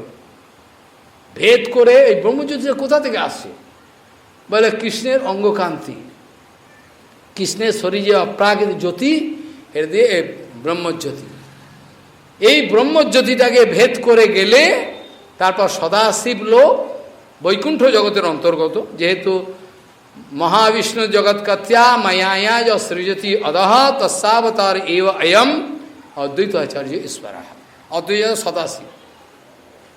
সেই বৈকুণ্ঠ জগতের এবার আরও উপরে তাকাবে, সেখানে বিভিন্ন বিন্যাস আছে, যত দেবতা আছে, অবতার আছে, ভগবান বিষ্ণু অবতার, সমস্ত তাদের সব বৈকুণ্ঠ বিভু বস্তু সব। তার ওপরে যদি যেতে চাও, তদুপরি গোলক বৃন্দাবন, বৈকুণ্ঠে গিয়েও শান্তি নেই। গোপকুমারের অবধপুরী, সেখানেও গেলেন আনন্দ লাগছে না, আরও হায়ার অ্যাসোসিয়েশন সে চাইছে, আরও উপরে গেলেন। গোপকুমারের অদ্ভুত কথা বলা আছে। শেষে বৃন্দাবনে প্রবিষ্ট, অনেক কথা, এসব কথা এখানে আলোচনা নয়। তাহলে এবার আমাদের প্রমাণ করতে হবে, যাহা কৃষ্ণ তাহা নাহি মায়ার অধিকার। কালকে আলোচনা প্রসঙ্গে বলা হয়েছিল, কেউ এই জগতের কোনো সাহিত্যিক, দার্শনিক, কোনো ব্যক্তি মায়া ছাড়া কৃষ্ণকে কল্পনা করছে না, বোঝা গেল? অর্থাৎ কৃষ্ণের চরিত্র লিখছেন বঙ্কিমবাবু, সেটাও মায়াকে জড়িয়ে, বিমুক্ত মায়া হয়ে চরিত্রগুলো লেখেননি, হয় না, তার কোনো দোষ নেই, হতেই পারে না। সেই মহাপুরুষ সাধুগুরু বৈষ্ণবের আশ্রয় না দিলে হয় না, তার কোনো দোষ নাই। যেখানে দার্শনিক, যেখানে যত সাহিত্যিক, যত কৃষ্ণের চিত্রপটকে অঙ্কিত করাচ্ছে, দে অল ডার্টি, কুৎসিত, ঘৃণ্য। আপনারা কৃষ্ণকে ওরকম ধরনের কোনো মায়াকল্পিত কোনো বস্তু ভাববেন না। যদি ভাবেন, অনন্তকালে আপনাদের কোনো নিস্তার হবে না। প্রথম কথা হলো, মায়াদেবী সবাইকে তিতাব জ্বালার মধ্যে ট্রিটমেন্ট করে তো। আমি সে পরশুদিনও আলোচনা করছিলাম, কেন মানুষ দোষ করলে পরে ক্রিমিনালগুলোকে জেলে নিয়ে যাওয়া হয়। মানে পরিষ্কার কথা, জেলের সংস্কৃত ভাষা হলো শোধনাগার। শোধনাগার মানে জীবাত্মার শোধনাগার, মানে যারা অন্যায় করে। আরে শোধনাগার মানে কি শোধন করবে? একটা মানুষ অন্যায় করলো, তাকে জেলে নিয়ে মার্ডার করলো, সব করলো, সে আবার হুমকি দিয়ে যাচ্ছে, ওকে তো মেরেছি আমি, বেরোই, আবার তোকেও মারবো, এই বলে যাচ্ছি আমি, বলে জেলে যাচ্ছি। আমার কথা হলো, আজ পর্যন্ত যত আইন আবির্ভাব হয়েছে আপনাদের এই নৈতিক জগতে, সমস্ত আইন, যত বড় লয়ার আছেন আইনের যত, তারা কি কোনো গ্যারেন্টি দিয়ে বলতে পারবেন সেই সমস্ত আইনের দ্বারা কোনো ব্যক্তির চিত্রকে, কোনো ক্রিমিনালের চিত্রকে সংশোধন করতে পেরেছেন? পারবে কি? কে পারবে বলো? আমি আপনাদের সামনে একটা সিম্পল উদাহরণ দিচ্ছি। যার নিজেরই মায়াজয় হয়নি, সে অপরকে মায়াজয় কি করে করাবে? বোঝা গেল না কথাটা?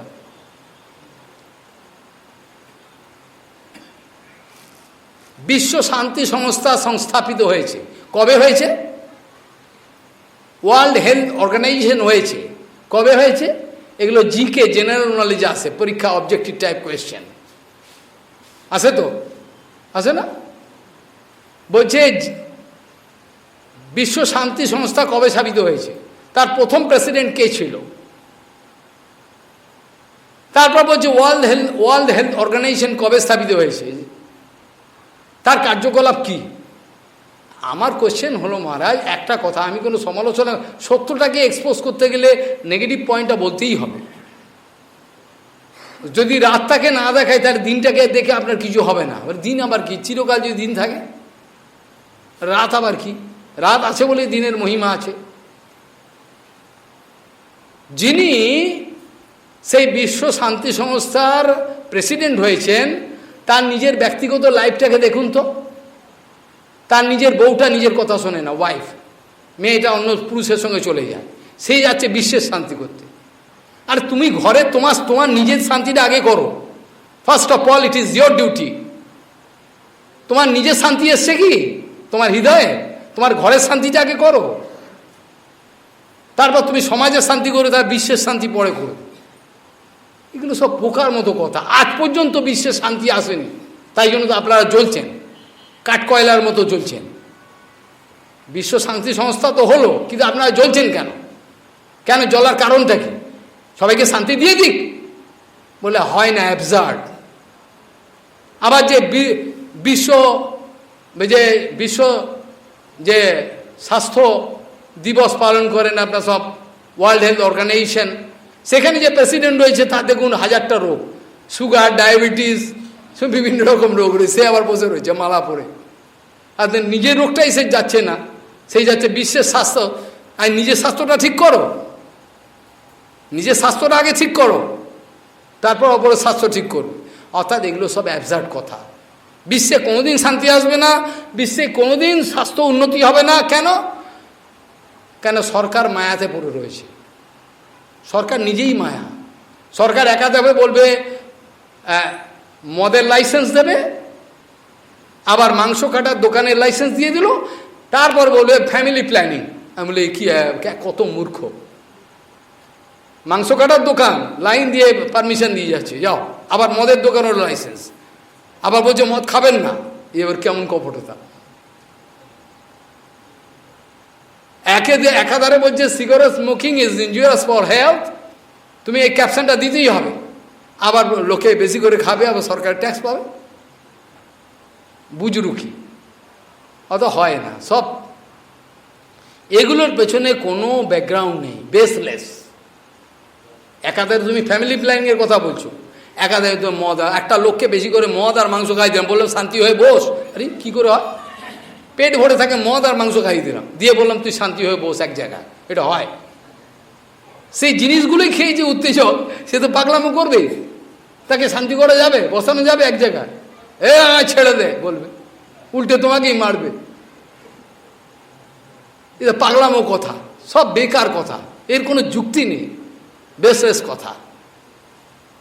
তাহলে প্রথম কথা হলো, কোনো আইনের দ্বারা, কোনো কিছুর দ্বারা কাউকে মায়াদেবীর কারাগার থেকে বার করা যাবে না। মানে ক্রিমিনালকে সংশোধন করা, তার মানেই তো তাই। কোনো আইনের আজ পর্যন্ত কোনো আইন আজ পর্যন্ত আবিষ্কার হয়নি যে আইনের অ্যাপ্লিকেশন করলে সেই জীবাত্মাগুলোকে শোধন করবে, অর্থাৎ তার হৃদয়টা নির্মল হবে, হয়ে সে বলবে আমি আর কোনোদিন ক্রিমিনাল। আমি যে এত একটা সোজা পদ্ধতি রয়েছে, কেউ বলছে নেবো না। আমি চৈতন্য মহাপ্রভুর নীতিগুলো মানো, ইনস্ট্যান্ট এখনই পৃথিবীতে শান্তি চলে আসবে, সত্যযুগ চলে আসবে। কেউ মানবে কি আমার কথা? মানবে? মানবে না। আমি জানি এরা মায়া রয়েছে, এক্ষুনি পৃথিবীতে শান্তি। যদি পৃথিবীর প্রত্যেকটা জীবাত্মা চৈতন্য মহাপ্রভুর কথা বোঝে, যেখানে তোমরা যাকে স্বামীজি বলো, এত হইচই করো, তিনি পর্যন্ত তার শেষ জীবনের লেটার ম্যাড্রাস লাইব্রেরি থেকে পাওয়া গেছে। বা চৈতন্য মহাপ্রভু যে প্রেম ধর্ম, দ্যাট ইজ দ্য ফাইনাল, তিনিই বলে গেছে। আমি তো ওই বাস্তব সমাধান কিসে, একটা বই, আমিষ নিরামিষের উপর বিজ্ঞান ভিত্তিক চর্চা, পৃথিবীর যত সায়েন্টিস্ট এবং দার্শনিক তাদের সব কথাগুলোর মধ্যে ছিল আমিষ এবং নিরামিষ। যদি এটা আমার উদ্দেশ্য ছিল না, আলটিমেটলি ভক্তি কাকে বলে এটি বলা উদ্দেশ্য ছিল। অনেক আগে বেরিয়েছিল, 10 বছর না 12 বছর আগে। তাহলে মায়ার কারাগার থেকে বার করা, অর্থাৎ তাকে সংশোধন করা, তাকে পিউরিফাই করা, তাকে নিষ্পাপ করা, কোনো আইনের সাধ্য নেই। আছে কি? জগতের কোনো আইনের সাধ্য নেই তাকে সংশোধন করতে পারে। সংশোধনের একটাই রাস্তা, মায়াদেবীর কারাগার থেকে বেরোবার একটাই রাস্তা, এটা হচ্ছে তাকে বিশুদ্ধ সাধুর সঙ্গ করিয়ে দাও। লবমাত্র সাধু সঙ্গে সর্বসিদ্ধি হয়, কথাটা বিশ্বাস হলো না? কত প্রমাণ আছে, হাজার হাজার শাস্ত্রে। লবমাত্র সাধু সঙ্গে সর্বসিদ্ধি, সর্বসিদ্ধি মানে ভগবত চরণ লাভ করে যাবে। এবার দ্বিতীয় কথা হলো, যাহা কৃষ্ণ তাহা নেই মায়ার অধিকার। যেখানে কৃষ্ণ আছেন সেখানে মায়া থাকতে পারে না, পারে কি? কিন্তু আমি আগেই বললাম, যত দার্শনিক, যত লেখক আছেন, যত সাহিত্যিক আছে, তাদের সমস্ত লেখাগুলোর মধ্যে মায়াকে পাইল দিয়ে, মায়াকে ভেজাল দিয়ে তারা কৃষ্ণের কথা লিখেছেন। মায়া ছাড়া তা মাইক জগতের, তারা সমস্ত মাইক জগতের বিষয়গুলো তাদের মধ্যে রয়েছে, তার দ্বারা কৃষ্ণের চরিত্রকে এক্সপোজ করেছেন। কেউ বলছেন কৃষ্ণ চরিত্রহীন, আরে কীরকম এর কি মানুষ নাকি? তারা বুঝবার চেষ্টা করছে না, তারা বুঝবার চেষ্টা করছে না কৃষ্ণ কি ব্যক্তিত্ব। এ দুঃখ রাখবার মতো জায়গা নেই। এত বড় সত্য কথাটাকে এই লোকগুলোর কাছে বোঝানো যাচ্ছে না, তাদের এতই অবস্থা খারাপ। পরম একটা সত্যবতী অ্যাবসলিউট ট্রুথ, এটা কেউ বুঝতে চাইছে না। এটা মায়াদেবীর প্রসাদ ছাড়া আর কি? এটাও মায়াদেবীর প্রসাদ। এই যে হাত পেতে নেন প্রসাদ দিন, মায়াদেবীর প্রসাদ এগুলো। মায়াদেবী বুঝতে দিচ্ছে না। যারা হরিভিমুখ ব্যক্তি তাদেরকে মায়াদেবী ট্রিটমেন্ট করছেন। কিভাবে তাদের ট্রিটমেন্ট করে নিয়ে যাবেন? এই জগতেই তাদেরকে ফেলে রাখবেন, এই জগৎ থেকে বেরোতে দেবেন। কিন্তু যে ব্যক্তি হরিভজন করবেই করবে, যিনি চরম রূপী গুরু বৈষ্ণবের কৃপা পেয়েছেন, মায়াদেবী বলবে এবার তোকে ছেড়ে দেবো আমি। মায়াদেবী তাকে ছেড়ে দেয়। মায়াদেবী কি করেন? তাকে ছেড়ে দেয়। আমি যে উদাহরণটা দিচ্ছিলাম, এই জগতের যত ব্যক্তি, সেই 2000-5000 বছরের যে বটগাছ, তার যে শেকড় বাকড়গুলো কোথায় গেছে বলতে পারেন? একটা 2000-5000 বছরের বটগাছ কোথায় চলে গেছে শেকড়? সেরকম এই যত বদ্ধজীব আছে, তাদের যে আকর্ষণ বিকর্ষণ তাদের যে আছে, এই যে আশা আকাঙ্ক্ষার যে শেকড় বাকড়, তা যে আশা আকাঙ্ক্ষার যে শিকড় বাকড়গুলো যে কোথায় ডিপ রুটেড, এটা কোথায় চলে গেছে শেকড় বাকড়গুলো, ওদেরকে কোনো মতে তোলা যাবে না। ওদেরকে শেকড় বাকড় থেকে, শেকড় বাকড় এতই তলায় চলে গেছে, সে গাছটাকে তোলা যাচ্ছে না। এই জন্য তো আমি শ্লোকটা বললাম, এবং গুরু পসনৈক ভক্তা, হ্যাঁ, বিদ্যা কুঠারেন শীতেন ধীর বিবৃশ্য জীবাশয়ময়ম। জীব আশয়ম, জীবের আশয়, আশা আকাঙ্ক্ষার যে রুট, যে শেকড় বাকড় তলায় চলে গেছে, সেই গুরু সেবা করো। মূর্খের মতো জগতের যে কোনো জায়গায় যেও না, কোনো লাভ পাবে না। যাকে থেকে গুরু হিসেবে গ্রহণ করলে পাবে না, কিচ্ছু লাভ হবে না। যিনি নিজেই মাইক জগতে রয়েছেন, মাইক হাবুডুবু খাচ্ছেন, তিনি তোমাকে ভগবানের সন্ধান কি করে দিতে পারে? তাহলে তার দ্বারা কি জ্ঞান কুঠার? গুরুদেব যে জ্ঞান দিলেন, তেরা এই শেকড় বাকড়গুলোকে কাটো। গুরুদেব যে জ্ঞান দিলেন তারা শেকড় বাকড় কেটে উড়িয়ে দাও। উড়িয়ে দিয়ে একেবারে সেখান থেকে তাই গাছটা এবার শেকড় বাকড় সব চলে গেল। যা উপড়ে ফেলা, যেটাকে বাংলায় বলে উপড়ে ফেলা, ইরেডিকেট। মূল সময় উৎপাটন করো। মূল থেকে গেলে আবার পরে বেরোতে পারে, আবার ওর মধ্যে থেকে ব্রাঞ্চিং হতে পারে, ও রেগো না। সেখান থেকে মূল উৎপাদন করে ফেলে তাহলে তুমি বেঁচে গেলে। তারপর সেইখানে কি হলো? মায়াকে জয় করে ফেললে। বাস্তবিক পক্ষে প্রভুপাদ ভক্তিবিনোদ একই কথা বলছেন। আপনারা কেউ মনে করবেন না মায়া জগতে থাকাকালীন অবস্থায়, মায়াপৃষ্ট থাকাকালীন অবস্থায় হরিভজন হয়ে থাকে। কে বলেছে আপনাদের? আপনাদের কে কথাটা বলল? এই জগতে থাকাকালীন অবস্থায়, মায়াপৃষ্ট অবস্থায় হরিভজন হয়? কোন ব্যক্তি বলেছে? কে? তার নামটা কি? অর্থাৎ একটা কথা হলো, মায়ের জগতে থাকাকালীন অবস্থায়, মায়ার দ্বারা স্পৃষ্ট থাকাকালীন অবস্থায়, অর্থাৎ এক কথায় সম্বন্ধ জ্ঞান ছাড়া কখনোই হরিভজন শুরুই হয় না। যতই আমি তিলক মালা করি আর যতই আমি ভাষণ দিই, ভাষণ দিতে পারি, what it concern to you? আমার ভাষণ দিতে পারি। আমার যদি রিয়েলাইজেশন না থাকে, তাহলে এই ভাষণে কী দাম আছে? আছে কিছু? কোনো মূল্য নাই। তাহলে বক্তব্যটা কি দাঁড়ালো? কি বললাম? বাস্তবিক পক্ষে সম্বন্ধ জ্ঞানের পরিস্ফুটন হওয়ার পরেই, অর্থাৎ কৃষ্ণকে, সম্বন্ধ জ্ঞান কাকে বলে এগুলো একটু বলে দিই, সামান্য পরে আলোচনা হবে।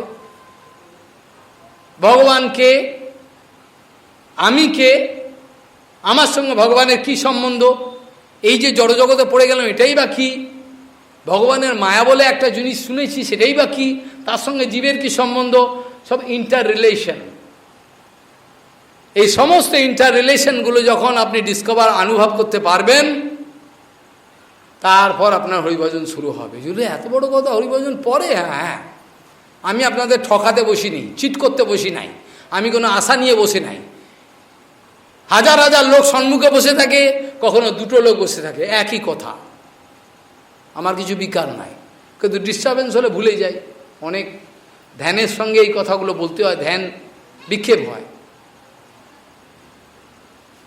যতক্ষণ পর্যন্ত সম্বন্ধ জ্ঞানের পরিস্ফুটন না হবে, সেন্স অফ রিলেশনশিপ, এটা ব্যাপক জিনিস, সম্বন্ধ জ্ঞান একটা ব্যাপক জিনিস, ততক্ষণ পর্যন্ত হরিভজন হওয়া সম্ভব নয়। আমি একটা জড়জগতের উদাহরণ দেওয়ার চেষ্টা করছি। একটি কন্যার বিবাহ হবে, একটি কন্যার বিবাহ হবে, সেই কন্যাটার বিবাহ দিন এলো, বিবাহের দিন বিবাহ হলো, সম্বন্ধ জ্ঞান হলো। আমার নিজে দেখা মাধবী বলে একটা কন্যা, আমার এই নদিয়াতে যশরা অর্থাৎ জগন্নাথ মন্দিরে হরিকথা চলতো সেই সময়, কন্যাটা আমার কাছে সবাই আসে, দণ্ডবোধ করে, কথা জিজ্ঞাসা করে। আমি বললাম, মা তুমি বিবাহ করো। তখন কিছুক্ষণ মৌন থেকে বললেন, মহারাজ বিবাহের মজা আমি পেয়ে নিয়েছি, আর করব না। কেন? বললাম, বিবাহ করেছিলাম, 2 মাসের মধ্যে স্বামী অ্যাক্সিডেন্ট হয়ে মারা গেল। যখন সবাই বলল বিয়ে করতে, আমি আর যখন বৈষ্ণব সঙ্গ পেয়ে গেছে, আমি বললাম আর তো দরকার নেই, জেনে গেছি এগুলো মায়া। তাহলে তখন সে বৈষ্ণব সঙ্গ করেছিল বলে তার দুঃখটা অত হলো না। কিন্তু বিবাহের যদি পরের দিনও মারা যায়, তার মেয়েটার অবস্থা কী হবে? আবার এও দেখে গেছে বিবাহ হবে, এখনো বিবাহ হয়নি, বিবাহের পাকা কথা হয়ে গেছে, ছেলেটা মারা গেল, তখন তার কিন্তু অত বিক্ষেপ হবে না। হবে কি? কারণ তাকে দেখেনি, তার সঙ্গে আত্মনিবেদনের সম্বন্ধ হয়নি। তাহলে এই সাধারণ কথা, কোনো কন্যা যখন অগ্নিসাক্ষী করে কোনো বিবাহ করেন, বিবাহের পরে স্বামীর কাছে আত্মনিবেদন বলে একটা কথা আছে, যদিদম হৃদয়ম তব তদিদম হৃদয়ম মম, এগুলো বলতে হয়, বেদের মন্ত্র, নাহলে বিবাহ হয় না। এটাকে আত্মনিবেদন বলে। আত্মনিবেদনের পরে স্বামীটা আমার এই বুদ্ধি জাগার পর, তারপর সে সংস্কৃতি সংসার শুরু হয়, হয় কি না? জীবের স্বরূপে তো কোনো সংসার নাই। এই মাসে সংসার পত্তন করলো, পত্তন বোঝেন, সংসার পত্তন করলো, সংসার ছিল না। এইবার তার ছেলে জন্মালো, ছেলেটার প্রতি কত যত্ন, বাছা তুই খেয়ে যায় স্কুলে, অমুক তো কত, কই অপরের একটা ছেলেকে তো বলে না, পাশের বাড়ির ছেলেটা খেতে পায় না, তার প্রতি মায়ের কোনো ওর খেতে পায় না, তা আমার ছেলেটা খাক, এটা কী? তাহলে স্কুলে গেছে একটা গরিব ছেলে, টিফিন খেতে পারছে, কিছুই টিফিন আনার নেই, তার কিছু গরিব লোক, ওই মাটা ওকে টিফিন খাওয়াচ্ছে না রকম, কিন্তু পাশের বাচ্চাটাকে তো দিচ্ছে না। দিচ্ছে কি? কারণ এই বাচ্চাটার সঙ্গে মায়াদেবী তার সম্বন্ধ করে দিয়েছে, ওই বাচ্চাটার সঙ্গে হয়নি। কিন্তু সেই যদি মাতৃত্ববোধের চরম অবস্থায় ওঠে, আমি বিশ্বজননী, তখন কিন্তু শেয়ার করতে পারবে। পারবে কি? পারবে? আমি বিশ্বজননী, সবাই আমার সন্তান, এটা যদি অনুভব হয়, আর পারবে কি? তখন সবাই আমার কাছে সমান। কিন্তু সেটা পারে না। এটা মায়াদেবীর প্রসাদ। সুন্দর থালাতে করে সাজিয়ে মায়াদেবী বিভিন্ন প্রসাদ আপনাদের দিয়েছেন, আপনারা খেতে থাকুন যত পারেন বেশি করে। তাহলে এই মায়াদেবীর সম্বন্ধ জ্ঞান ওর সঙ্গে জানি, এটা আমার স্বামী, এটা আমার ছেলে, এটা আমার বাড়ি, এই সম্বন্ধ কে দিল? কে দিল? মায়াদেবী দিল তো, মায়াদেবী করিয়ে দিল। তো এই সম্বন্ধটার জন্য যখন তোমার সংসারটা শুরু হলো, তাহলে অপ্রাকৃতিক জগতে ভগবানের যে বিষয় ভজন করার জন্য তোমার সম্বন্ধ জ্ঞান লাগবে না? যখন জড়জগতের সংসার করার জন্য তোমার সম্বন্ধ জ্ঞানের দরকার হয়েছে, সম্বন্ধ জ্ঞান ছাড়া তোমার তো হয় না। আত্মনিবেদন ছাড়া কেউ স্বামীর সেবা করতে পেরেছে আমাকে দেখাতে পারে? ওই নাটক করবে, স্বামীকে ফাঁকি দিয়ে অন্য একটা জায়গায় যাবে, যাবে তো? চৈতন্য উদাহরণ দিয়েছে। যথা কি বলেছেন? পরব্যাসনী নারী ব্যাঘ্রা অপি গৃহকর্মসু তदैव আস্বাদয়তি অন্তর নবসঙ্গন রসায়ন।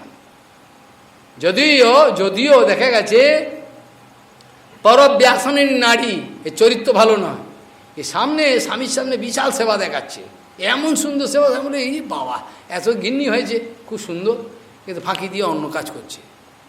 মহাপ্রভু উদাহরণ দিয়েছেন। কাউ কিছু করার নেই, কাউ চিত্তবৃত্তিটাকে যদি আমি কিনতে না পারি, আমার গুরুদেব যদি আমার চিত্তবৃত্তিটাকে না কিনতে পারে, তিনি আমাকে কি করে দিব্য জ্ঞান দান করবেন? আর আমি যদি আত্মনিবেদন নাই করলাম, গুরুদেবের জ্ঞানটা আমার মধ্যে কি করে আসবে? আসবে কি? গুরুদেবের অপ্রাকৃত জ্ঞান আমার মধ্যে আমি পয়সা দিয়ে কিনে নেবো না, আমি কিছু পেমেন্ট দিয়ে গুরুদেবের জ্ঞান নিয়ে নেবো। আর আমি কেমিস্ট্রি শিখেছিলাম, আমি ম্যাথমেটিক্স শিখেছিলাম, পেমেন্ট দিয়ে শিখেছিলাম। আরে মূর্খ, ওই সব জ্ঞানগুলো পেমেন্ট দিয়ে শেখা যায়, কিন্তু যে জ্ঞানের কথা আমি বলছি সেটা পেমেন্ট দিয়ে শেখা যায় না। এর জন্য পেমেন্ট অনেক গভীর। তাই তো যাজ্ঞবল্ক্য তার নিজের দুটো ছেলেকে ব্রহ্মজ্ঞান লাভ করার জন্য পাঠিয়েছে একটা জায়গায়, বিরাট একজন সাধুর কাছে, ব্রহ্মজ্ঞান লাভ করে আয়। গুরু গিয়ে থেকে ব্রহ্মজ্ঞান লাভ করে এসছেন। আসার পর যাজ্ঞবল্ক্য বসে রয়েছেন, বাবাকে দণ্ডবোধ করছেন। যাজ্ঞবল্ক্য বলছেন, বাবা তোমরা যে ব্রহ্মজ্ঞান লাভ করে এলে, তো ব্রহ্মজ্ঞান কিরম লাভ করলে? প্রথমে বড় ছেলেকে বলছে, তুমি বলো তো ব্রহ্মজ্ঞানে কি অনুভব হয়েছে তোমার? ব্রহ্মবস্তু কি বস্তু? সেই ছেলেটা বড় বড় উদাহরণ দিচ্ছে, এই সেই উদাহরণ দিচ্ছে, নানা রকম উদাহরণ দিচ্ছে। যাজ্ঞবল্ক্য রেগে গিয়ে বলে, চুপ, যাও, সরে যাও। এরি বকলো কেন? বললো যাজ্ঞবল্ক্য পরিষ্কার বুঝতে পারলো ব্রহ্মবস্তু বোঝেইনি। বড় ছেলেটাকে তাড়িয়ে দেবে, সব তুমি বলো তো বাবা। ছোট ছেলেটাকে বলছে, তুমি ব্রহ্মবস্তু কি বস্তু বলো তো, তুমি আমার কাছে বুঝে দাও, কি কি ব্রহ্মবস্তু তুমি কি বুঝেছো? ছোট ছেলেটা খালি বাবার পায়ের দিকে তাকাচ্ছে আর খালি বড় বড় চোখ করছে, আবার মাথাটা নিচু করছে, বড় বড় চোখ করছে আশ্চর্য হওয়ার মতো, আবার মাথাটাকে নিচু করে বাবার চরণের দিকে। বাবা সন্তুষ্ট হয়ে বললেন, বাবা তুমি ব্রহ্মবস্তু বুঝেছো, তুমি ব্রহ্মবস্তু বুঝেছো, তাই জন্য তুমি বলতে পারছো না, তোমার বলার কোনো ভাষা নেই। ব্রহ্মবস্তু এমন একটা বস্তু যেটাকে ভাষার দ্বারা ব্যক্ত করা সম্ভব নয়। তুমি ব্রহ্মবস্তু বুঝেছো, উপলব্ধি করেছো, তাই তুমি তোমার বলতে ইচ্ছে হচ্ছে, কিন্তু বলতে গিয়ে কেরম একটা লাগছে, কি বলবো, কিভাবে বোঝাবো ব্রহ্ম কি বস্তু, আমি কিভাবে বোঝাবো?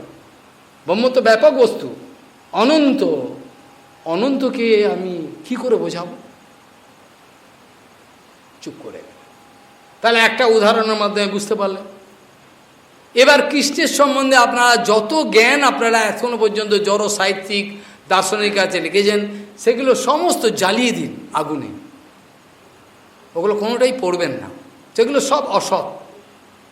চৈতন্য মহাপ্রভুকে নিয়ে ইউনিভার্সিটি স্কলার, যে তাকে স্কলারশিপ দিল, তার আমরা অবস্থা কাহিল করে দিয়েছিলাম। যে স্কলারশিপ দিয়েছে ওই ব্যক্তিকে, সেই চৈতন্যবাবু সম্ভবে যা খুশি লিখতে আরম্ভ করলো। চৈতন্যবাবু লাভ ম্যারেজ করেছে গঙ্গার তীরে, কত বড় পশু, সেই ইউনিভার্সিটি স্কলারশিপ পেল, এই তো অবস্থা। তারপর গ্রন্থের মাধ্যমে জবাব দেওয়া হয়েছে, কিন্তু লিখে এদের নির্লজ্জ, এদের লজ্জা বলে তো কিছু নাই, নিজের মা বাবাকেই মানে না। এই তো আমাদের সংসার, কে মা বাবা? যারা মা বাবাকে সম্মান দিয়ে যায় না, গার্জেনকে সম্মান দেয় না, শিক্ষককে, সবই এরকম, সমাজটাই এরকম স্ট্রাকচার হয়ে গেছে। সেখানে কি হবে? কিছু লাভ হবে কি? কিছু লাভ হবে না।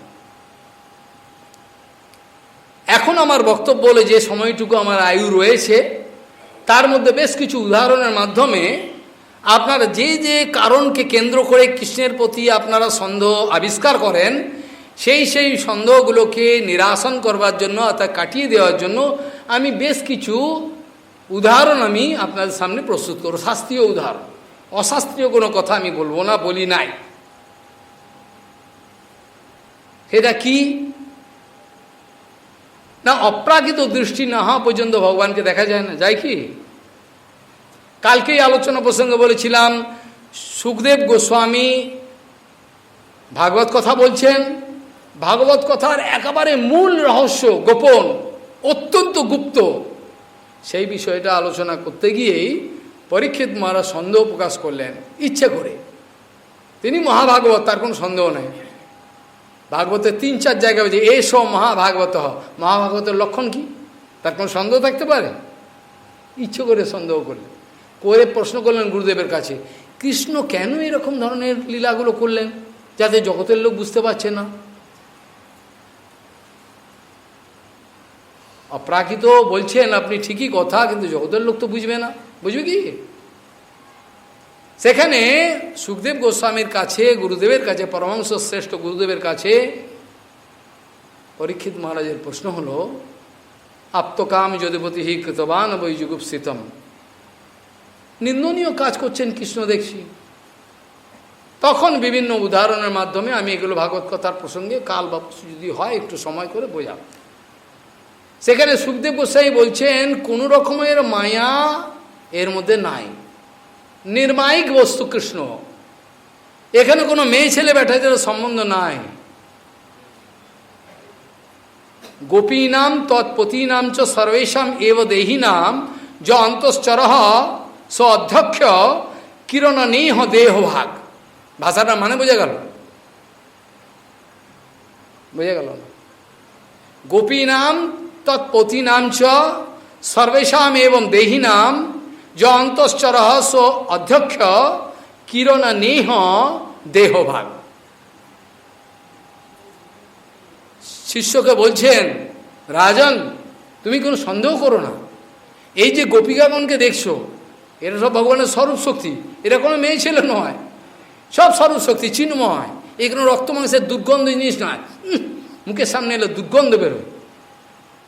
প্রাকৃত ভালোবাসা আমরা চিন্তা করলে আমাদের থুক্কার আছে।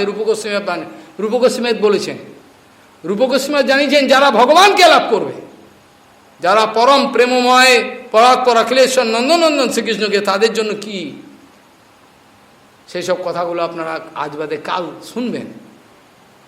রূপগোস্বামী কেন থুক্কার করেছেন, যদবদি মম মনো কৃষ্ণ পদারবিন্দে নব নব রসধ্যামরন্তুমাসিত তদৈব বত নারী সঙ্গমে স্মর্যমানে সুষ্ঠু নিষ্ঠিমানঞ্চ মুখ বিকার ভবতি। খা থু। যতক্ষণ পর্যন্ত আমি কৃষ্ণের সৌন্দর্য দর্শন করতে পেরেছি গুরু কৃপায়, তারপর থেকে জড়জগতের কোনো সঙ্গ চিন্তা করলে আমার থুক্কার চলে আসে, ঘৃণা চলে আসে। এত বড় কথা, এগুলো এই বদ্ধ অবস্থা বোঝা যাবে না। সেখানে সুখদেব গোস্বামী বলছেন সমস্ত গোপিকাগণ, তাদের যে স্বামীগণ, সমস্ত জীবের হৃদয়ে কে আছে? তুমি যে সন্দেহটা করলে, সমস্ত জীবের হৃদয়ে কে আছেন? বলে পরাৎপর অখিলেশ্বর রূপে ভগবান শ্রীকৃষ্ণই আছেন, আর তো কেউ নেই। আছে কীট পতঙ্গ এককোষী প্রাণী সমস্ত ধূলি সব বেশে কি আছে? কৃষ্ণকে অমনি প্রেজেন্ট বলা হয়, তাই তো? তাহলে যে কৃষ্ণ সর্বভূতে বিরাজমান রয়েছেন, সমস্ত গোপিকাগণের হৃদয়ে রয়েছেন, গোপিকাগণ যাদেরকে স্বামী বলে মেনে নিয়েছে যোগমায়ার ইচ্ছাতে, তাদের হৃদয়ে রয়েছেন, সমস্ত জীবের হৃদয়ে সেই কৃষ্ণ ব্যভিচার করছে, তুমি কি করে ভাবলে? গোপীনাম তৎপচিন পতিনাম চ সর্বেশাম এব দেহিনাম যে অন্তশ্চর, যে অন্তরে সবার অন্তরে বিরাজমান রয়েছে অন্তশ্চর, সে কি কিরণ নেহ, এই খেলাটা করো, রাস নামক যে রস, এটা বিস্তার করবার জন্য এটা তিনি ইচ্ছা করে করেছেন। দেহ ধারণ করে এই জগতে কৃষ্ণের দেহকে দেখা যাবে না, এই জগৎ মায়া জগৎ, কিন্তু ভগবানের যোগমায়া যদি সাহায্য করেন, কেন রাসলীলার প্রথমেই বলা আছে যোগমায়া উপাশ্রিত, কোনোদিন শুনবেন। কিন্তু মিউজিক আর এসব নোংরা সময় নষ্ট করলে, অনন্তকাল যে ভাগবত বললে সময় আমরা কুলোই না, অনন্তকাল সেই ভাগবতটা যদি 3 ঘন্টা 4 ঘন্টা হয়, তার মধ্যে যদি 3 ঘন্টা মিউজিকে চলে যায়, তা কী শুনবেন আপনারা? আপনারা ওগুলোই শুনুন। হয় কখনো ভাগবত কথা হয়, যে বলবে তাতে বমির মতো অনর্গল বেরোবে, কথা অফুরন্ত শেষ হয় না। গৌড়ীয় দর্শন ইনফিনিটি, আমার সাধ্যও নেই অনন্তকাল যদি আমি বেঁচে থাকি বলে শেষ করতে পারবো, তাই তো? অনন্তদেব অনন্ত মুখে বলেও শেষ করতে পারছেন না, সেটা আমি একটা ক্ষুদ্র প্রাণী কী করে পারব, তাই তো? সমস্ত প্রাণীগণের হৃদয়েতে ভগবান শ্রীকৃষ্ণ বিরাজমান রয়েছেন, তাই তো? সমস্ত প্রাণীগণের চরম মঙ্গলের জন্য ভগবান এই সব লীলাগুলো আবিষ্কার করেছেন। সবার মঙ্গলের জন্য ভগবান এটা করেছেন। এই সব প্রমাণ আমি দেবো আপনাদের কালকে, তারপরের দিন, পরপর 2টা দিন অবশেষ আছে। তাহলে এটার দ্বারা আমি কি প্রমাণ করলাম? যে অনেক কথা বলার সময় আমি পাইনি, অত্যন্ত অল্প, 3 ঘন্টা আমার কাছে কিছুই নয়। বৃন্দাবনে 6 ঘন্টা, সকাল 6টা থেকে শুরু হয়, রাত 12টা, তাও শেষ হয় না। জন্মাষ্টমীর দিনে কি হয়? সন্ধ্যে 6টা থেকে রাত 12টা, সমানই, তাও কিছু কুল কিনারা নাই। তাহলে সেখানে বলা হচ্ছে, আমি এর দ্বারা প্রমাণ করার চেষ্টা করলাম, যাহা কৃষ্ণ তাহা নাহি মায়ার অধিকার। তাহলে যেখানে রাসলীলা, যেখানে সমস্ত সাহিত্যিক, দার্শনিক, জাগতিক দার্শনিক, তারা হচ্ছে এই মায়িক বিষয়কে আবিষ্কার করে কৃষ্ণের সঙ্গে, কৃষ্ণকে কলুষিত করার চেষ্টা করছেন, তারা নিজেরাই কলুষিত হয়ে যাবেন, অধঃপতিত হয়ে গেছেন, আরও যাবেন। কৃষ্ণের কিছু হবে না। হয় কৃষ্ণের কিছু হয়? তোমার ইচ্ছে হলো মানো, নাহলে না মানো। জগন্নাথ নাম দিয়েছো কেন? কে নাম দিল? জগন্নাথ জগতের নাথ, অনন্ত ব্রহ্মাণ্ডের মালিক। তোমার ইচ্ছে হলে মানো, সেটা দ্যাট ইজ ইয়োর প্রিভিলেজ। তোমার সুবিধা হয় তুমি মানো, না সুবিধা হয় মানো না, যা খুশি করো, আমাদের কিছু যা আসে না। কিন্তু বুদ্ধিমান যদি হয়, একটু বুদ্ধি থাকে, সামান্য, কৃষ্ণকে মানতে বাধ্য হবে, না মেনে উপায় নেই। আর এই সন্দেহের জন্যই চৈতন্য মহাপ্রভু এসছেন। এই জীবগুলো জানি এরা কৃষ্ণকে মানবে না, আমি এসছি কৃষ্ণরূপে, আমাকে বুঝতে পারবে না। সেই জন্য আমি চৈতন্য মহাপ্রভুর এই যে বিচার করিলে, সেই দিন আলোচনা করব, সেখানে দেখব Chaitanya lila is the complete explanation of Krishna lila. বোঝা গেল কি বললাম? Chaitanya lila is the complete explanation of Krishnalila. কৃষ্ণলীলার যদি সম্পূর্ণ ব্যাখ্যা অনুভব করতে চাও, তাহলে চৈতন্য মহাপ্রভুর লীলা শোনো, সাধুর মুখে শোনো, যেখানে সেখানে শোনো না। রামমোহন রায় মিসগাইডেড হয়েছিল, যে কোনো জায়গায় চলে গেছিল, ভালো জায়গায় যায়নি, ব্যাস চিরকালের মতো অবিশ্বাস চলে এলো। আর কোনোদিন ভাগবতকে মানেনি, কৃষ্ণকে মানেনি। লোকটা ভালো ছিল, প্রথমেই বাজে জায়গায় চলে গেছে, নোংরা জায়গায়। সে কৃষ্ণ ভজনের নাম করে ব্যভিচার করে মেয়ে ছেলে নিয়ে। আমরা এগুলোকে দেখলে ঝেঁটা পেটা করবো যদি কেউ থাকে। এই জন্য আমাদের গৌড়ীয় মঠের সৃষ্টি হয়েছে, লোককে সত্যি কথা বলবার জন্য, লোককে বুজরুকি দেওয়ার জন্য হয়নি। কে গৌড়ীয় মঠের মধ্যে নাম করে, গৌড়ীয় মঠে আছি নাম করে বাজে কাজ করলো, তার জন্য আমি দায়ী না। আমি তাকে গৌড়ীয় মঠে ডেকে আনিনি, গৌড়ীয় মঠে আমি তাকে ডাকি না, তাকে গৌড়ীয় মঠ থেকে অনেক দূরে জঞ্জালে ফেলে দিই। আর যদি সে যদি বলে আমি সংশোধন হতে চাই, তাহলে আসো, তাহলে তাকে জঞ্জালে ফেলে দিই। কোন দুর্বল ব্যক্তি থাকে মঠে রেখে যে আমি বলবো, আমি বলতে পারবো না, আমাকে দোষারোপ করবেন না। গৌড়ীয় মঠে আইডিয়াল লোক থাকে। গৌড়ীয় মঠে থাকে ভক্তি সাঙ্গ গোস্বামী মহারাজ, গৌড়ীয় মঠে থাকে পরমপূজ্য কেশব গোস্বামী মহারাজ, পরমপূজ্য শ্রীধর গোস্বামী মহারাজ, ভক্তিপ্রমোদ পুরী গোস্বামী মহারাজ, এরা থাকে গৌড়ীয় মঠে। গৌড়ীয় মঠ ওরকম সস্তা জিনিস নয়, একটা ইট পাথর দিয়ে বানিয়ে দিলাম গৌড়ীয় মঠ হয়ে গেল। গৌড়ীয় মঠের স্বরূপই কি জানে না।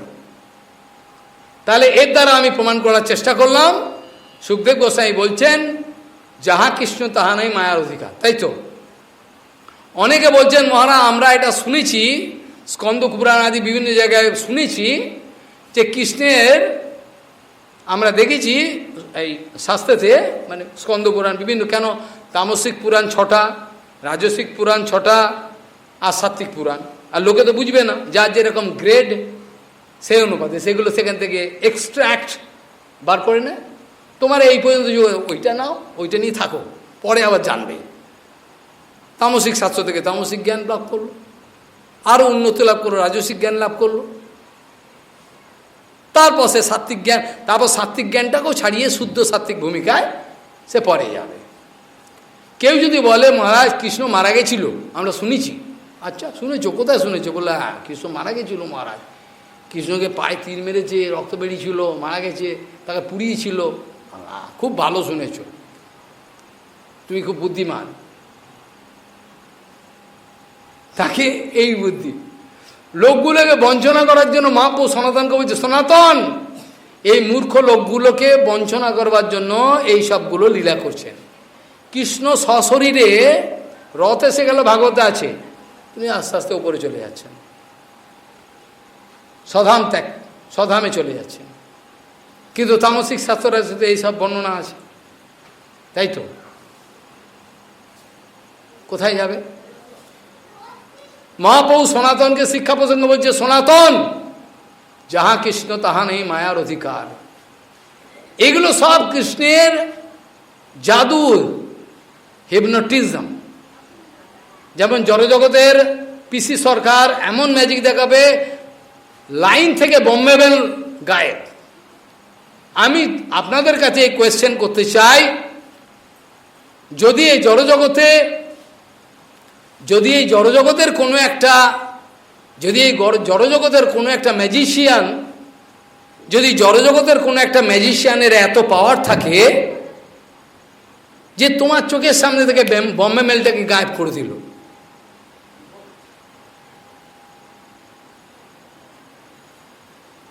তোমার চোখের সামনে থেকে বম্বে মেলটাকে গায়েব করে দিল, এত বড় ক্ষমতা, তাহলে ভগবানের মায়াটার এবার ক্ষমতাটা তুমি বুঝে দেখো। ভগবানের মায়াটার ক্ষমতা কতটা এবার অনুভব করলে বোঝা যায়। জড়জগতের একটা তান্ত্রিক, একটা ম্যাজিশিয়ান, এদের ক্ষমতা এরকম দেখায়, তারা কোনো বৈষ্ণবের সঙ্গে কিছু করতে পারবে না, পারবে? সম্ভব নয়। তাহলে ভগবানের মায়াটা তাহলে কত দূর, কত পাওয়ারফুল। এবার সেখানে চৈতন্য মহাপ্রভু বলছেন, মহিষী হরণ লীলা, কৃষ্ণের অন্তর্ধ্যান, যা কিছু মৌসল লীলা, এগুলো সব হচ্ছে মাইক ইচ্ছে করে করছেন ভগবান। যারা ভগবানকে মানে না, ওগুলোকে মোহিত করে তিনি ভক্তদেরকে মুসল লীলা দেখালেন। মুসল্লি সব মাইক। যে কথাটা বলতে গিয়ে কালকে বলছিলাম, এটাও মায়াদেবীর প্রসাদ, আজকে বললে ভালো হয়। প্রভুপাদ বলছেন, লাভ পূজা প্রতিষ্ঠা রূপ এরকা সংগ্রহ করে একে অপরকে মারছেন এবং এইভাবে সব ধ্বংস হচ্ছে। লাভ পূজা প্রতিষ্ঠা রূপ এরকা হাতে নিয়ে একে অপরকে মারছে। প্রতিষ্ঠাটা আমি নেবো, তোমাকে দেবো না, আর তুই নে। কামিনী কাঞ্চল লাভ পূজা প্রতিষ্ঠা, এই যে এরকা, এরকা বোঝেন? এরকা মানে একটা ধারালো একটা গাছ আছে, তার পাতাগুলো ছুরির মতো। এটাই ভাগবত লীলা শাস্ত্রে বলছে, যদুবংশ কী করে ধ্বংস হলো। কৃষ্ণ বলছে, আমার যদুবংশ কী কেউ ধ্বংস করতে পারবে না। সেটা আমি একটা মায়া বিস্তার করলাম, ওতে কি হলো, একে অপরকে এরকা বৃক্ষ দিয়ে মারতে আরম্ভ করলে, একে অপরকে মেরে সব যদুবংশ ধ্বংস। ওটা অ্যাকচুয়ালি মাই, এটা মায়া, কিছু না। যদুবংশ ধ্বংস করবে। ভগবান বলছে, আমার যদুবংশকে খাওয়ার ক্ষমতাও নেই, এক একজনের এত ক্ষমতা। প্রদ্যুন্ন থেকে অনিরুদ্ধ থেকে এদি কে কী করবে? ভগবানের সমান শক্তি এদের। ভগবান আমার এগুলোকে আমি হাঁটিয়ে নিই, এবার দেখা যায় কী করা যায়। সেই রকম প্রভুপাদ খুব দুঃখের সঙ্গে বলেছেন, লাভ পূজা প্রতিষ্ঠা কামিনী কাঞ্চন রূপ এরকাকে সংগ্রহ করে একে অপরকে মারবার চেষ্টা করছেন। এই সম্প্রদায় ধ্বংস হওয়ার মুখে যাচ্ছে। মায়ার বাইরে কেউ যেতে পারছেন না। যে ভূমিকায় রয়েছেন সবাই বলছেন, ভগবানও থাক, একটু মায়াও থাক, সুবিধা হয়। এই তাদের অবস্থা। অর্থাৎ ভগবান তুমি এসো, আমার ক্ষতি নেই, কিন্তু মায়া মিশিয়ে এসো। একটু চায়ের এমন একটু চিনি দিলে ভাল লাগে, চাটা একটু খেতে একটু একটু মিশিয়ে এসো, অল্প একটু মায়া মিশিয়ে তারপর এসো, আমি এমনি ধরতে পারবো না। আর ভগবান কোনো মায়াস্পৃশ্য নয়, ভগবানকে মায়ার দ্বারা জড়িয়ে ফেললে যায় না। যখন এই বুদ্ধি, এই বিবেক, এই ইন্দ্রিয়ের ক্ষমতা, এগুলো পিণ্ডি চটকে এগুলো যখন ফেলে দেবে, তখন তোমার মধ্যে সেই ভাব আবির্ভাব হয়ে গেল। আমি কালকে বলেছিলাম না, ভূমি রাপো অনল খং মন বুদ্ধি রেবচ অহংকার ইতিয়ং মে প্রকৃতির অষ্টধা। তোমার যে বুদ্ধিটা আছে এটা প্রাকৃত, এই জগতের মায়াদেবীর প্রসাদ। তোমার যে বুদ্ধিটা আছে মায়াদেবীর প্রসাদ। তোমার যে মনটা আছে ওটা মেটেরিয়াল, সব মেটেরিয়াল। তোমার বডিটা মেটেরিয়াল, সব মেটেরিয়াল তোমার। তো মেটেরিয়াল বস্তু দিয়ে, অ্যান্টি মেটেরিয়াল বস্তু দিয়ে তুমি অপ্রাকৃত ভগবান কী করে জানবে? অর্থাৎ এক কথায় কথা হলো, যার বাস্তবিক দীক্ষা হয়েছে, যে পূর্ণরূপে গুরু কৃপা লাভ করেছেন, তার মধ্যে থেকে যত রকম এই মাইক বুদ্ধি, মাইক বিবেক, মাইক বিবেচনা, মাইক মন, মাইক সব চলে যায়। যার পর সে বিশুদ্ধ ভূমিকায় উঠে। তারপর তার তুরীয় ভূমিকায়, অপ্রাকৃত ভূমিকায় যে কৃষ্ণ আছে, তার ভজন শুরু হতে পারে, বুঝলেন? এখন ভজনের আভাস হতে পারে, ভজন তো হবেই না, ভজন যদি না হয় ভজন যদি না হয় ভজনের অপরাধ হবে, অপরাধ যদি না হয় ভজন না হলেও ভজনের আভাস হতে পারে, কিন্তু ভজন হবে না। কিন্তু ভজন হতে পারে কখন? যখন শুদ্ধ গুরু বৈষ্ণবের আনুগত্যে নিজের সমস্ত কিছু গুরুচরণে উৎসর্গ করে হরিভজন করবে, তার আজ্ঞা পালন করবে, নিজের কিছু গুছিয়ে নি পেছন দিকে, কেউ তো আর দেখলো না, এখন তো আর কে দেখবে না, একটু স্ত্রী সঙ্গ করে নি, এরকম যদি ভাব থাকে তার সে পশুত্বে লাভ করবে, মানুষ তো হবেই না। সে তো হরিভজনে সাধু হওয়ার কথা দূরে দিলাম, সে মানুষ পদবাচ্য হবে না, মানুষ পদবাচ্য হবে না। পশু একটা যে লেভেলে নামতে পারে, মানুষ তার থেকেও নিচে লেভেলে চলে যাবে। পশু এতটা খারাপ কাজ করতে পারে না, পশু কখনো খারাপ কাজ, পশুর একটা নিচে নামার একটা লেভেল আছে, কিন্তু মানুষের লেভেল নেই। মানুষ যখন পশুত্ব লাভ করে পশুর থেকেও অনেক নিচে চলে যায়, নিয়ে গিয়ে যত নোংরা কাজ সব করতে পারে, এই হচ্ছে অবস্থা। তা সাধু হওয়া তো অনেক দূরের কথা। এবার দ্বিতীয় উদাহরণ আমি দেব। আমাকে বৃন্দাবনে এইসব প্রশ্ন করে, এখানের লোক প্রশ্ন করতে জানেও না। বৃন্দাবনে বলছে, মহারাজ আমরা যখন ভাগবত শুনেছিলাম আপনার মুখে, তখন আমরা শুনলাম গোকুলেতে নন্দনন্দন শ্রীকৃষ্ণ জন্মেছেন বাচ্চা, তাকে নাকি পুতনা এসে নিয়ে চলে গেল। এটা কি ব্যাপার হলো? পুতনা তো মায়া। হ্যাঁ, পুতনা মায়া। তাহলে কি করে হলো? আপনি যে বলেন যাহা কৃষ্ণ তাহা নয়, মায়া অধিকার, কৃষ্ণ তো ছিল, মায়া এলো কী করে? কী সুন্দর প্রশ্ন, দেখুন, উত্তর দিতেও ভাল লাগে। এমন দেখো, প্রথম শাস্ত্রীয় বিচারটা অত্যন্ত গভীর। এখানে প্রশ্ন হলো, বালকৃষ্ণ যখন বাচ্চা কৃষ্ণ যখন রয়েছেন সেটাও কৃষ্ণ, আর যখন কুরুক্ষেত্রে তাকে যেখানে লীলা করছেন সেখানেও, কুরুক্ষেত্রের যুদ্ধেতে দেখা যাচ্ছে পিতামহ ভীষ্ম কি করছেন, কৃষ্ণকে তীর মারেননি, কৃষ্ণকে কিন্তু তীর মারা উচিত নয়, উচিত কি? কিন্তু কৃষ্ণ বীর রস আস্বাদন করতে পিতামহ ভীষ্ম ইচ্ছে করে করলেন, লেখা আছে সেখানে কৃষ্ণের গা থেকে রক্ত পড়ছে। আরে তার রক্ত করতে গেলে এক্ষুনি বলে রক্ত মাংস নয়, এটাও একটা লীলা। কৃষ্ণের পুরো শরীর চিন্ময়, যেটা আত্মার ইনগ্রেডিয়েন্ট আমি বলেছিলাম, চিন্ময় চির আত্মা, কৃষ্ণের পুরো শরীরটা চিন্ময়। আমাদের তো আত্মাটা ভেতরে আছে, আত্মাটা যে পদার্থ, কৃষ্ণের টিপ টপ টু বটন সমস্ত কৃষ্ণের ওই চিন্ময় শরীর। তাহলে কৃষ্ণের রক্ত করতে গেল, বলে এটাই তো তোমাকে বোকা বানানোর জন্য করলো।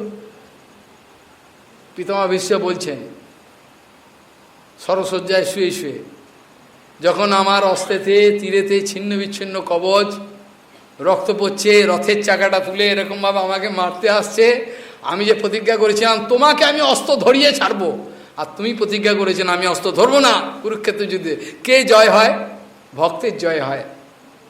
এই জন্য তিনি ভগবান, ভক্তবৎসল ভগবান। হ্যাঁ, মত প্রতিজ্ঞাম অধিকর্তুম, পিতামহ ভীষ্ম বলছেন, আমার প্রতিজ্ঞাটাকে মূল্য দেওয়ার জন্য নিজের প্রতিজ্ঞাটাকে ভেঙে দিল, দিয়ে রথের চাকাটাকে তুলে এরকম আমার দৌড়াচ্ছে, তোকে মেরেই ফেলবো। বাচ্চা যেমন মাকে বলে মারবো তোকে এক থাপ্পড়, পিতামহ ভীষ্ম সরসজ্জায় শুয়ে শুয়ে চিন্তা করছে। কুরুক্ষেত্রে যুদ্ধে কৃষ্ণের যে রক্তক্ষয়ের প্রসঙ্গ, এটাও মাইক, তাই তো। বালকৃষ্ণ যে রয়েছে সেখানে যে পুতনা এলো, পুতনা তো মায়া, মায়া না? পুতনা কি? মায়া তো। মায়া কি করে এলো? পুরো সুন্দরী রূপ ধরে, বলে স্বর্গের অপ্সরা। যশোদা মা, রোহিণী মা বসে রয়েছে, তার কিছু বলতে পারছে না, যেন মনে হচ্ছে কি একটা ম্যাজিক স্পেল, কে যেন একটা জাদু করে দিয়েছে, কিছু বলতে চাইছে বলতে পারছে না। বাচ্চাটাকে এসে মায়ের কোল থেকে তুলে নিল, নিয়ে আদর করতে থাকলো, তারপর স্তনপান করাতে থাকলো, ব্যাস কৃষ্ণকে মেরে ফেলবো। যত অসুর আছে, রাক্ষসী আছে, রাক্ষস আছে, তাদের কর্তব্যটা কি? তাদের একটাই কর্তব্য, কৃষ্ণকে উড়িয়ে দাও। কি এদের স্লোগান? কি? কৃষ্ণকে উড়িয়ে দাও, উড়িয়ে দাও, উড়িয়ে দাও, এই তো স্লোগান।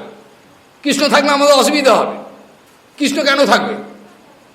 দেখে ফেলবে সব, কৃষ্ণকে উড়িয়ে দাও, কৃষ্ণ চলে গেলে আমাদের সুবিধে, তাই তো। তাহলে সেখানে পুতনার তত্ত্বটা কি? পুতনা মায়া, এটা 100 বার শেখা, যে কোনো অসুবিধা, কিন্তু এলো কি করে?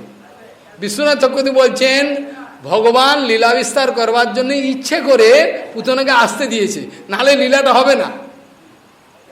আর যশোদা মা এবং যে রোহিণী মা, এদের এই জড়,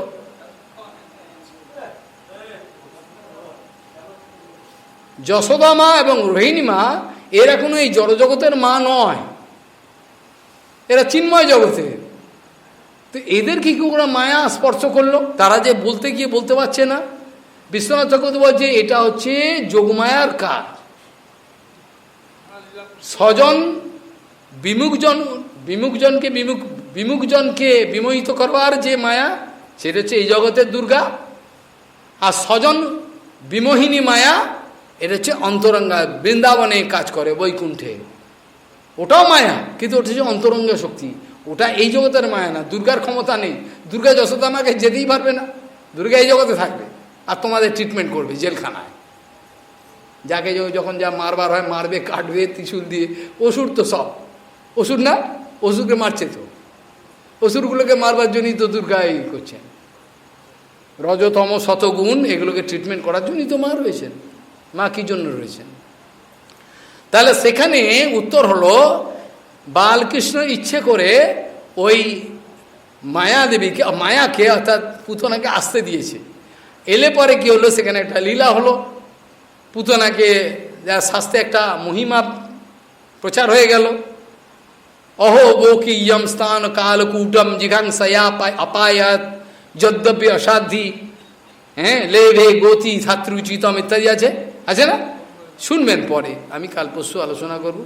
বিরাট মহিমা আবিষ্কার হয়ে গেল। যে পুতনা কালকুট বিষ স্তনে মাখিয়ে বালকৃষ্ণকে মারতে এলো, তাকেও মায়ের মতো গতিদান করলো। আরে এই নাকি কৃষ্ণ? তাকে তো কালকুট বিষ মানে মারতে এসছিল, মানে মারতে এলো, সে যেহেতু স্তনদান করেছে সেহেতু তাকে মাতৃগতি, ধাত্রী উচিত গতিদান করলেন।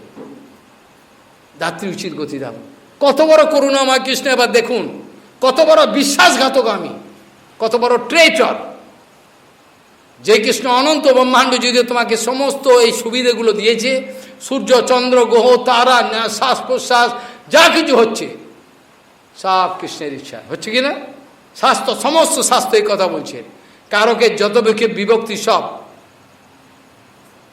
যত্র যেন যত যস্য যস্মৈ যদ যদ যথা যদা, সংস্কৃততে যত বিভক্তিগুলি যত আছে, কে কি কিসের দ্বারা কোথায় তো কখন কেন, সব উত্তর কৃষ্ণ ছাড়া কিচ্ছু পাবে না।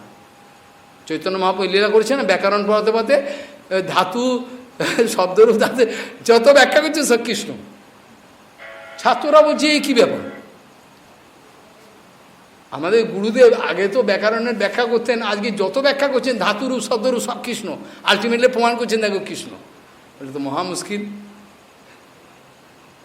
চৈতন্য মহাপ্রভু সব কিছুর পেছনে কৃষ্ণ, কৃষ্ণ ছাড়া কিছু নেই, অনন্ত ব্রহ্মাণ্ড জুড়ে কৃষ্ণ।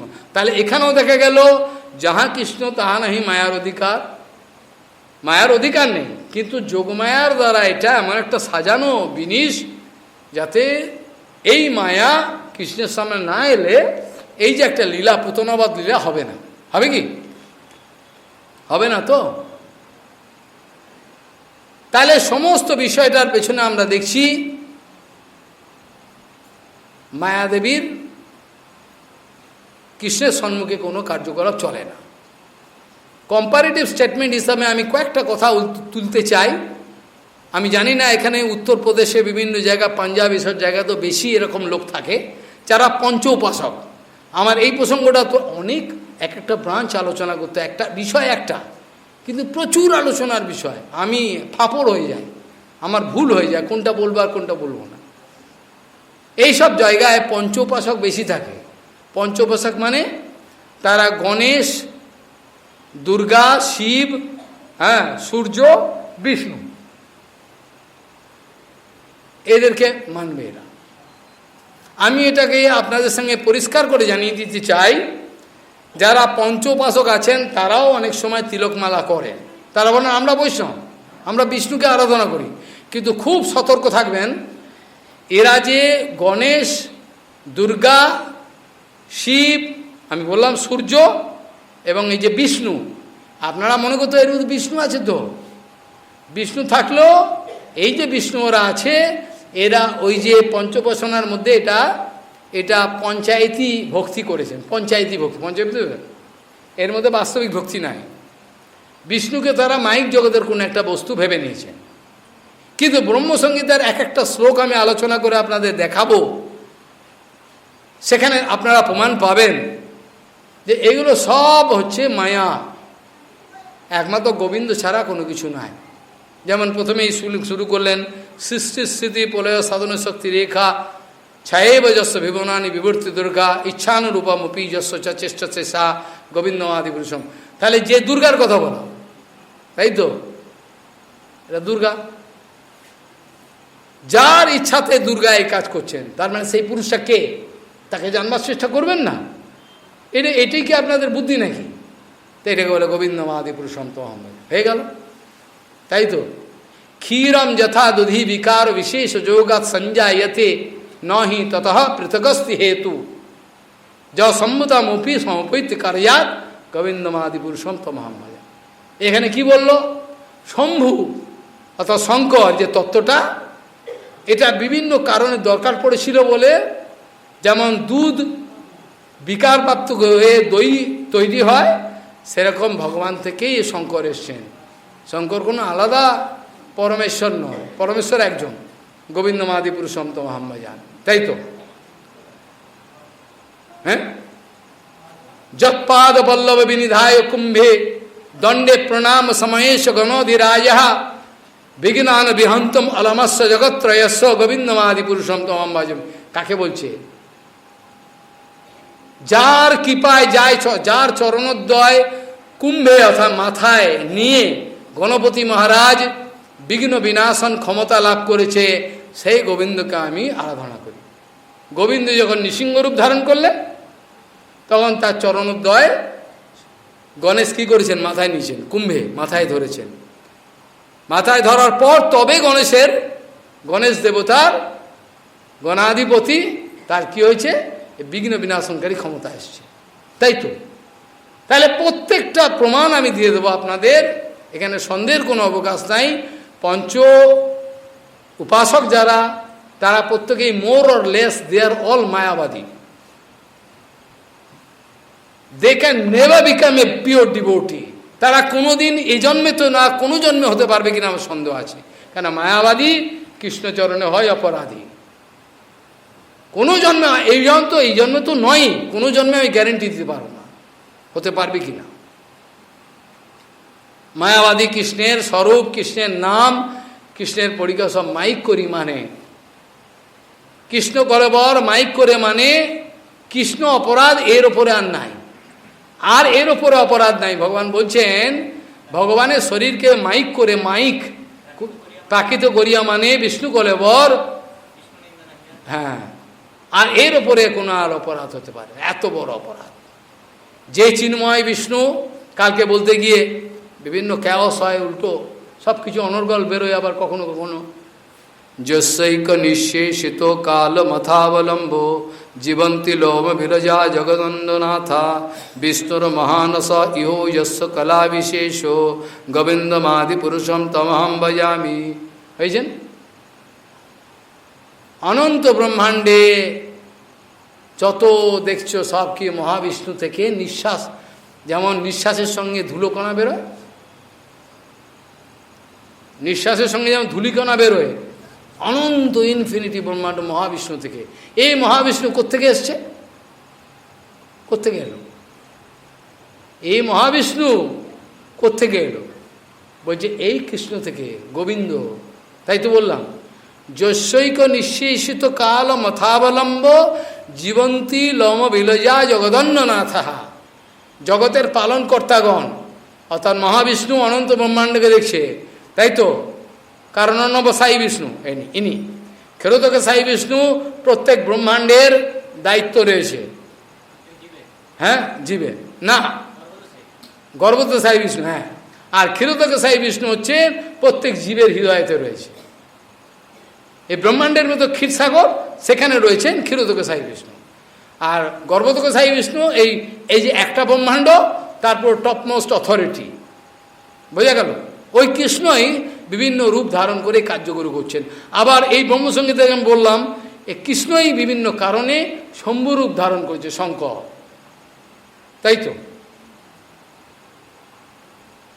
তাহলে পঞ্চোপাসক যারা করেন তাদেরকেও আমি সাবধান করে দিই, তারা যদি বৈষ্ণব হিসেবে পরিচয় দেন আপনাদের কাছে, তাদের কাছে কোনো রকমভাবে কোনো কিছু বিনিময় করবেন না। তারা যদি শুদ্ধ ভক্ত হতে চান তারে মানবেন। আমরাও তো বৈষ্ণব বলতে পারে। চৈতন্য মহাপ্রভুর নাম নিয়ে কত লোক ব্যভিচার, আমি কত লোককে আটকাতে যাব? চৈতন্য মহাপ্রভুর নাম নিয়ে কত লোক ব্যভিচার করছে না? আমি কত জায়গায় আমার গলা ইন্টারনেটে যেতে পারে, হাজার হাজার জায়গায়, তাতেও তো কিছু নয়, কত জায়গায় যাবে। গৌড়ীয় মঠের খালি অবদান বৈশিষ্ট্য 7 দিন যাবৎ কম করে এই টপিক্সটা আলোচনা হতো, ইংরেজিতে, হিন্দিতে, বিভিন্ন ভাষায়। বাংলায় করলে এই কটাল শুনে চলে গেল। ওরা যেন জানতে পারে গৌড়ীয় মঠ কী বস্তু। এইসব টপিক্সের উপর আলোচনা করুন দিনের পর দিন, দৃঢ়ভাবে একেবারে, কোনো রকমভাবে ভয়ভীত হবেন না। যত বিপদ আসুক সত্য কথাটা বলতে পিছপা হতে হবে না, কারণ আমাদের রক্ষাকর্তা রয়েছেন ভগবান, যার জন্য আমি এত বড় সত্য কথা বললাম নির্ভীকভাবে। আমার যদি কোনো বিপদ আসে, সেই পরম সত্য বস্তু স্বরূপ ধারণ করে আমাকে রক্ষা করার জন্য যদি না আসে, তাহলে সেই পরম সত্যকে কেউ বিশ্বাস করবে না। করবে কি?